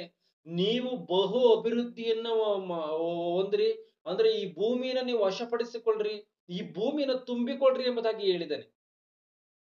ನೀವು ಎನ್ನುವಂತ ಮಾತನ್ನ ನೋಡುವಂತದ್ದಾದ್ರೆ ಇದು ಬಹುವಚನ, ಅಂದ್ರೆ ಇದು ಒಬ್ಬನಿಗೆ ಹೇಳಿರುವಂತ ಮಾತ ಅಲ್ಲ, ಆದಾಮನ ಒಬ್ಬನಿಗೆ ಹೇಳಿರುವಂತ ಮಾತಿದಲ್ಲ, ಇದು ಪ್ರತಿಯೊಬ್ಬನಿಗೂ ಕೂಡ ಹೇಳಿರುವಂತ ಮಾತು. ಅಂದ್ರೆ ಈ ಭೂಮಿ ಮೇಲೆ ಇರುವಂತ 800 ಕೋಟಿ ಮನುಷ್ಯರಿಗೂ ಕೂಡ ಅನ್ವಯಿಸುವಂತ ಮಾತಿದು. ಅಂದ್ರೆ ಯಾವ ಮನುಷ್ಯನು ಕೂಡ ಒಬ್ಬ ಮನುಷ್ಯನಿಗಿನ್ನ ಇನ್ನೊಬ್ಬ ಮನುಷ್ಯನ ಹೆಚ್ಚಿನದಾದಂತ ಸ್ವತ್ತನ್ನು ಮಾಡ್ಕೊಳಂಗಿಲ್ಲ. ಇದು ದೇವರ ಮಾತಿದು. ಒಬ್ಬನಿಗೇನೋ 50 ಎಕರೆ ಜಮೀನಿದೆ, ಒಬ್ಬ ಮನುಷ್ಯನಿಗೆ ನೋಡಿದ್ರೆ ಉಣೋದಕ್ಕೂ ಕೂಡ ಜಮೀನಿಲ್ಲ. ಈ ರೀತಿಯಾಗಿ ಇರಂಗಿಲ್ಲ. ಎಲ್ಲರೂ ಕೂಡ ಸಮಾನವಾಗಿ ಇರ್ಬೇಕಂತೆ. ಒಬ್ಬನ ಹತ್ರ 10 ಎಕರೆ ಇದೆಯಾ, ಇನ್ನೊಬ್ಬರ ಹತ್ರನು 10 ಎಕರೆ ಇರಬೇಕು. ಅಂದ್ರೆ ಈ ಭೂಮಿ ಮೇಲಿರುವಂತ 800 ಕೋಟಿ ಮನುಷ್ಯರಿಗೂ ಕೂಡ ಎಲ್ಲರಿಗೂ ಸಮಾನವಾದಂತ ಅಳತೆಯ ಜಮೀನುಗಳಿರ್ಬೇಕು ಅಂತ ಆಯ್ತಲ್ಲಿಗೆ. ಸಮಾನವಾದಂತ ರೀತಿಯ ಜೀವನ ಶೈಲಿಗಳಿರ್ಬೇಕು ಅಂತ ಆಯ್ತಲ್ಲಿಗೆ. ಅಂಬಾನಿ ನೋಡಿದ್ರೆ ಆ ರೀತಿಯಾಗಿ ಬದುಕ್ತಾರೆ, ನಾವು ನೋಡ್ರಿ ಈ ರೀತಿಯಾಗಿ ಬದುಕ್ತೀವಿ. ಇದೆಲ್ಲಿದೆ ಮತ್ತೆ ಸಮಾನತೆ? ಇದು ದೇವ ಲೆಕ್ಕದಲ್ಲಿ ಸಮಾನತೆಯ? ದೇವ್ರು ಇದನ್ನ ಒಪ್ತಾರ? ಖಚಿತವಾಗಿ ಇಲ್ಲ. ಈ ರೀತಿಯಾಗಿ ಬದುಕಿದಂತವರೆಲ್ಲರೂ ಕೂಡ ದೇವರ ಕೈಯಲ್ಲಿ ಬೀಳ್ತಾರೆ. ಒಬ್ಬ ಮನುಷ್ಯನನ್ನ ಬಡವನಿದ್ರು ಕೂಡ ಆತನಿಗೆ ದಯ ತೋರಿಸದಂತ ರೀತಿಯಲ್ಲಿ ಸಮಾನವಾದ ಇವನು ಆಸ್ತಿಯನ್ನು ಹಂಚದಂತ ರೀತಿಯಲ್ಲಿ ಇವನು ಕೂಡ ಸಮಾನವಾದಂತ ರೀತಿಯಲ್ಲಿ ಬದುಕದೆ ಅವ್ರಿಗಿನ್ನ ಪ್ರತ್ಯೇಕವಾದಂತ ರೀತಿಯಲ್ಲಿ ಏನೋ ಸ್ವತ್ತುಗಳನ್ನು ಮಾಡ್ಕೊಂಡು ಬದುಕ್ತೀನಿ ಎನ್ನುವಂತವ್ರೆಲ್ಲರೂ ಕೂಡ ದೇವರ ಕೈಯಲ್ಲಿ ಬೀಳ್ತಾರೆ. ಸಮಾನತ್ವವಿರಬೇಕೆಂಬುದೇ ನನ್ನ ತಾತ್ಪರ್ಯ. ಸದ್ಯಕ್ಕೆ ನಿಮ್ಮ ಸಮೃದ್ಧಿಯು ಅವರ ಕೊರತೆಯನ್ನ ನೀಗಿಸುತ್ತದೆ, ಮುಂದೆ ಅವರ ಸಮೃದ್ಧಿಯು ನಿಮ್ಮ ಕೊರತೆಯನ್ನ ನೀಗಿಸುವುದು. ಇಲ್ಲಿ ನೋಡಿ ಪಾಯಿಂಟ್ ಗಮನಿಸ್ಬೇಕು ಇದನ್ನ. ಸದ್ಯಕ್ಕೆ ನಿಮ್ಮ ಸಮೃದ್ಧಿಯು ಅವರ ಕೊರತೆಯನ್ನ ನೀಗಿಸುತ್ತದೆ. ಈಗ ನಿಮ್ಮಲ್ಲಿ ಸಮೃದ್ಧಿ ಇದೆಯಾ? ನೀವು ಕೊಡುವಂತ ನಿಮ್ಮಲ್ಲಿ ಕಾಣಿಕೆ ಎನ್ನುವಂಥದ್ದನ್ನ ನೀವೇನ್ ಕೊಡ್ತಿರೋ ಅವ್ರಿಗೆ ಅವ್ರ ಕೊರತೆಯನ್ನ ನೀಗಿಸ್ತದೆ. ನಿಮ್ಮಲ್ಲಿ ದುಡ್ಡು ಹೆಚ್ಚಾಗಿದೆಯಾ? ನೀವು ಅದನ್ನ ಕೊಟ್ರೆ ಅವರ ಕೊರತೆಯೇ ನೀಗೋಗುತ್ತೆ. ಮುಂದೆ ಏನಾಗುತ್ತೆ? ಅವರ ಸಮೃದ್ಧಿ ನೋಡಿ, ಮುಂದೆ ನೀವು ಕೊಟ್ರೆ ಮುಂದೆ ಅವ್ರು ನಿಮಗೆ ಕೊಡ್ತಾರೆ ಎಂಬುದಾಗಿ ಇಲ್ಲಿ ಬರೆಯಲ್ಪಟ್ಟಿದೆ. ಈಗ ನಾನು ಕಳೆದ ಭಾಗದಲ್ಲಿ ನಾನು ಏನ್ ಮಾತಾಡಿದ್ದೀನಿ? ನೀವು ಧರ್ಮ ಕೊಟ್ಟದ್ದು ವಾಪಸ್ ಕೊಡದಂತವರಿಗೆ ಕೊಡಬೇಕು ಎಂಬುದಾಗಿ ನಾನು ಹೇಳಿದ್ದೀನಿ. ಯೇಸು ಕ್ರಿಸ್ತನು ಹೇಳಿದಂತ ಮಾತಿಗೆ ಅನುಸಾರವಾಗಿ ನೀವು ಉಪಕಾರವನ್ನ ಮಾಡುವಂತ ಸಮಯದಲ್ಲಿ ನೀವು ಕೊಟ್ಟಿದ್ದನ್ನ ಮತ್ತೆ ಅವ್ರು ಕೊಡಬಾರದು, ಮತ್ತೆ ಕೊಡುವಂತವ್ರು ನೀವು ಉಪಕಾರವನ್ನ ಮಾಡಬಾರದು ಎಂಬುದಾಗಿ. ಅಂದ್ರೆ ಇಲ್ಲಿ ಏನ್ ಬರೆಯಲ್ಪಟ್ಟಿದೆ? ಈಗ ಸದ್ಯಕ್ಕೆ ನಿಮ್ಮ ಸಮೃದ್ಧಿಯು ಅವರ ಕೊರತೆಯನ್ನು ನೀಗಿಸುತ್ತದೆ, ಮುಂದೆ ಅವರ ಸಮೃದ್ಧಿಯು ನಿಮ್ಮ ಕೊರತೆಯನ್ನು ನೀಗಿಸುವುದು ಎಂಬುದಾಗಿ ಬರೆಯಲ್ಪಟ್ಟಿದೆ. ಹೀಗೆ ಸಮಾನತ್ವ ಉಂಟಾಗುವುದು, ಎಂಬುದಾಗಿ ಬರೆಯಲ್ಪಟ್ಟಿದೆ. ಅಂದ್ರೆ ಯಾವ ರೀತಿಯಾಗಿ ಇದು? ಈಗ ನೀವು ಕೊಟ್ರೆ ಅವ್ರು ಕೊಡಬಾರ್ದು ಎಂಬುದಾಗಿ ಮೊದಲನೇ ಭಾಗದಲ್ಲಿ ನೋಡ್ಕೊಂಡಿದೀವಿ. ಇಲ್ಲಿ ನೋಡಿದ್ರೆ ನೀವು ಕೊಟ್ರೆ ಅವರು ಒಂದು ದಿನ ಕೊಡ್ತಾನೆ ಎಂಬುದಾಗಿ ಇಲ್ಲಿ ಬರೆಯಲ್ಪಟ್ಟಿದೆ. ಏನು ಈ ಮಾತುಗಳ ಅರ್ಥ? ಗಲಾತ್ಯ 6:6 ಓದಿ. ಗಲಾತ್ಯ ಪುಸ್ತಕ 6ನೇ ಅಧ್ಯಾಯ 6ನೇ ವಚನ. ದೇವರ ವಾಕ್ಯದಲ್ಲಿ ಉಪದೇಶ ಹೊಂದುವವನು ಉಪದೇಶ ಮಾಡುವವನಿಗೆ ತನಗಿರುವ ಎಲ್ಲಾ ಒಳ್ಳೆಯವುಗಳಲ್ಲಿ ಪಾಲುಪಡಲಿ. ಧರ್ಮಶಾಸ್ತ್ರದಲ್ಲಿ ಉಪದೇಶ ಹೊಂದುವವನು ಉಪದೇಶ ಮಾಡುವವನಿಗೆ ತನಗಿರುವ ಎಲ್ಲಾ ಒಳ್ಳೆಯವುಗಳಲ್ಲಿ ಪಾಲು ಕೊಡಲಿ ಎಂಬುದಾಗಿ ಬರೆಯಲ್ಪಟ್ಟಿದೆ. ಅಂದ್ರೆ ಧರ್ಮಶಾಸ್ತ್ರದಲ್ಲಿ ಉಪದೇಶ ಹೊಂದುವವನು ಉಪದೇಶ ಮಾಡುವವನಿಗೆ ತನಗಿರುವ ಎಲ್ಲಾ ಒಳ್ಳೆಯವುಗಳಲ್ಲಿ ಪಾಲು ಕೊಡಲಿ ಎಂಬುದಾಗಿದೆ. ಅಂದ್ರೆ ಯಾರೋ ಒಬ್ಬನು ನಮಗೆ ಧರ್ಮಶಾಸ್ತ್ರವನ್ನು ತೆಗೆದುಕೊಂಡು ಉಪದೇಶ ಮಾಡ್ತಾನೆ ಅಂತಕೊಳ್ಳಿ. ಆ ಉಪದೇಶ ಮಾಡಿದಂತವನಿಗೆ ಉಪದೇಶ ಕೇಳುವಂತ ನಾವುಗಳು ನಮಗಿರುವಂತ ಎಲ್ಲಾ ಒಳ್ಳೆಯವುಗಳಲ್ಲಿ ಪಾಲು ಕೊಡ್ಲಿ ಎಂಬುದಾಗಿ ಇಲ್ಲಿ ಬರೆಯಲ್ಪಟ್ಟಿದೆ. ಅಂದ್ರೆ ಈಗ ಸರಿ, ಈಗ ನಾನೇನ್ ಮಾಡ್ತಾ ಇದ್ದೀನಿ? ಈಗ ದೇವರ ಮಾತುಗಳನ್ನ ತಿಳಿಸ್ತಾ ಇದ್ದೀನಿ. ನಿಮ್ಗೆ ಅಂದ್ರೆ ಧರ್ಮಶಾಸ್ತ್ರದಲ್ಲಿ ನಾನು ಉಪದೇಶವನ್ನ ಮಾಡ್ತಾ ಇದ್ದೀನಿ, ನೀವು ಉಪದೇಶವನ್ನ ಕೇಳ್ತಾ ಇದ್ದೀರಾ. ಈಗ ನೀವು ನಿಮ್ಮಲ್ಲಿರುವಂತ ಎಲ್ಲಾ ಒಳ್ಳೆಯವುಗಳಲ್ಲಿ ನನಗೆ ಪಾಲನ ಕೊಡ್ಬೇಕಂತೆ. ಅಂದ್ರೆ ಈ ಒಳ್ಳೆಯವುಗಳು ಅಂದ್ರೆ ಯಾವುವು? ಈ ಪ್ರಕೃತಿ ಎಲ್ಲವೂ ಕೂಡ ಕೀರ್ತನೆ 24:1 ವಚನದ ಪ್ರಕಾರವಾಗಿ ದೇವರ ಸ್ವತ್ತು ಎಂಬುದಾಗಿ ಗೊತ್ತಿದೆ. ಅಂದ್ರೆ ಭೂಮಿ ಅದರಲ್ಲಿರುವ ಸಮಸ್ತವು ಯೆಹೋವನದು ಎಂಬುದಾಗಿ ಬರೆಯಲ್ಪಟ್ಟಿದೆ. ಆದಿಕಾಂಡ 1:31 ದೇವರು ಸಹ ಸೃಷ್ಟಿ ಮಾಡಿದ್ದನ್ನ ನೋಡಲಾಗಿ ಅದು ಬಹು ಒಳ್ಳೇದಾಗಿತ್ತು ಎಂಬುದಾಗಿ ಬರೆಯಲ್ಪಟ್ಟಿದೆ. ಅಂದ್ರೆ ದೇವರು ಸೃಷ್ಟಿ ಮಾಡಿದ್ದನ್ನ ಎಲ್ಲವೂ ಕೂಡ ಒಳ್ಳೇದಾಗಿದ್ದಂತ ಸಮಯದಲ್ಲಿ ಈಗ ಈ ಸೃಷ್ಟಿಯಿಂದ ಬಂದಿರುವಂತದ್ದೇ ನಮ್ಮ ಮನೆ, ಈ ನಮ್ಮಲ್ಲಿರುವಂತ ಪ್ರತಿಯೊಂದು ಫರ್ನಿಚರ್ಗಳಾಗಿರ್ಬೋದು, ಇವೆಲ್ಲವೂ ಕೂಡ. ಆದ್ರಿಂದ ಇವೆಲ್ಲವೂ ಕೂಡ ಒಳ್ಳೇದು ಎಂಬುದಾಗಿ ಭಾವಿಸ್ಬೇಕಾ? ಇವೆಲ್ಲವೂ ಕೂಡ ಒಳ್ಳೇದು ಎಂಬುದಾಗಿ ಭಾವಿಸಂಗಿಲ್ಲ. ಅಂದ್ರೆ ನಿಮ್ಮಲ್ಲಿರುವಂತ ಪ್ರತಿಯೊಂದು ಒಳ್ಳೆಯವುಗಳಲ್ಲಿ ಪಾಲು ಕೊಡ್ಲಿ ಅಂದ್ರೆ ಏನು ಅಂತಂದ್ರೆ ಒಳ್ಳೆಯವು ಅಂತಂದ್ರೆ ದೇವರ ಮಾತು ಮಾತ್ರವೇ. ನಿನ್ನ ಹಣವು ಒಳ್ಳೆಯದಲ್ಲ, ನಿನ್ನ ಆಸ್ತಿ ಒಳ್ಳೆಯದಲ್ಲ, ನಿನ್ನಲ್ಲಿರುವಂತ ಯಾವುದೇ ಸಮೃದ್ಧಿ ಅಂದ್ರೆ ಈ ಭೌತಿಕವಾದಂತ ಏನು ಸ್ವತ್ತುಗಳಿದೀವಿ ಯಾವುದು ಕೂಡ ಒಳ್ಳೆಯದಲ್ಲ. ಮತ್ತೆ ಯಾವುದ್ರಲ್ಲಿ ಪಾಲನೆ ಕೊಡ್ಬೇಕು? ದೇವರ ಮಾತುಗಳು ಮಾತ್ರವೇ ಒಳ್ಳೆಯವುಗಳು. ಆ ದೇವರ ಮಾತುಗಳಲ್ಲಿ ಪಾಲನೆ ಕೊಡ್ಬೇಕು. ಅಂದ್ರೆ ಧರ್ಮಶಾಸ್ತ್ರದಲ್ಲಿ ಉಪದೇಶ ಹೊಂದುವಂತ ನೀವು ನನಗೆ ಪಾಲನೆ ಕೊಡ್ಬೇಕು. ಯಾವ ರೀತಿಯಾಗಿ? ನೀವು ಕೂಡ ಈ ಮಾತುಗಳನ್ನ ಕಲಿತು ಇನ್ನೊಬ್ಬರಿಗೆ ಹೇಳ್ಬೇಕು. ಈ ಮಾತುಗಳನ್ನ ಇನ್ನೊಬ್ಬರಿಗೆ ನೀವು ಪ್ರಕಟಪಡಿಸ್ಬೇಕು. ಇಲ್ಲ ಈ ಮಾತುಗಳನ್ನ ಹೇಳುವಂತವ್ರಿಗೆ ಸಪೋರ್ಟನ್ನ ಮಾಡಬೇಕು. ಯಾವುದಾದ್ರನ್ನ ಮಾಡಬೇಕು. ಇದು ಇಲ್ಲಿ ಬರೆಯಲ್ಪಟ್ಟಿರುವಂತ ವಾಕ್ಯ. ದೇವರ ವಾಕ್ಯದಲ್ಲಿ ಉಪದೇಶವನ್ನು ಹೊಂದುವವನು ಉಪದೇಶ ಮಾಡುವವನಿಗೆ ತನಗಿರುವ ಎಲ್ಲಾ ಒಳ್ಳೆಯವುಗಳಲ್ಲಿ ಪಾಲು ಕೊಡಲಿ. ಒಳ್ಳೆಯವುಗಳು ದೇವರ ಮಾತುಗಳು ಮಾತ್ರವೇ. ಆ ಮಾತುಗಳಲ್ಲಿ ಪಾಲು ಕೊಡ್ಬೇಕಂದ್ರೆ ಯಾವ ರೀತಿಯಾಗಿ?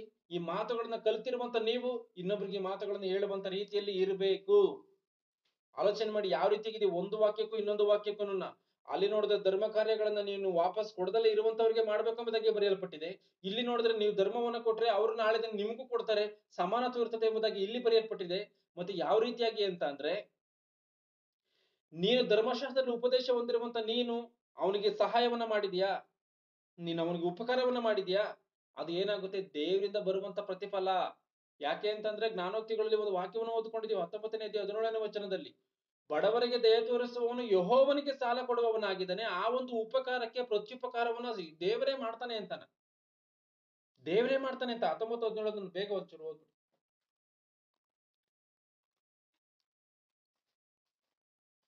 ಜ್ಞಾನೋಕ್ತಿಗಳು 19:17.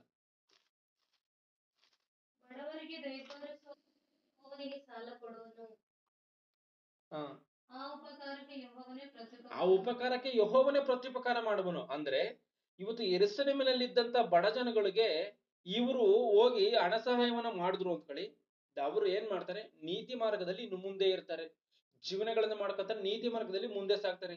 ಈ ಬಡವ ದಯ ತೋರಿಸೋದಕ್ಕೋಸ್ಕರ ದೇವರಿಂದ ಯಾರಿಗೆ ಪ್ರತಿಫಲ ಬರುತ್ತೆ? ಯಾರು ಕೊಟ್ಟವರಲ್ಲ ಅವ್ರಿಗೆ ಪ್ರತಿಫಲ ಬರುತ್ತೆ. ಯಾಕಂದ್ರೆ ಯಾರು ಮೊದಲು ಆತನಿಗೆ ಕೊಟ್ಟು ಪ್ರತಿಫಲವನ್ನು ಹೊಂದುವವರು ಯಾರು ಎಂಬುದಾಗಿ ಬರೆಯಲ್ಪಟ್ಟಿದೆಯಲ್ಲ, ಇವರಿಗೆ ಯೆರೂಸಲೇಮಿನಲ್ಲಿದ್ದಂತ ಬಡವರಿಗೆ ಕೊಟ್ಟಂತವ್ರು ಎಲ್ಲರಿಗೂ ಕೂಡ ಪ್ರತಿಫಲ ಎನ್ನುವಂಥದ್ದು ಬರುತ್ತೆ. ಪ್ರತಿಫಲ ಇರುವಂತದ್ದು ಬಂದ್ರೆ ಯಾವ ರೀತಿಯಾಗಿರ್ತದೆ? ಇವರ ಕೆಲಸ ಕಾರ್ಯಗಳಲ್ಲಿ ಅಭಿವೃದ್ಧಿಯನ್ನ ಆಗ್ತಾರೆ. ಇವರ ಕೆಲಸ ಕಾರ್ಯಗಳು ಅಭಿವೃದ್ಧಿ ಆದ್ರೆ ಏನಾಗುತ್ತೆ? ವೃದ್ಧಿ ಆಗ್ತಾರೆ ಇವರು.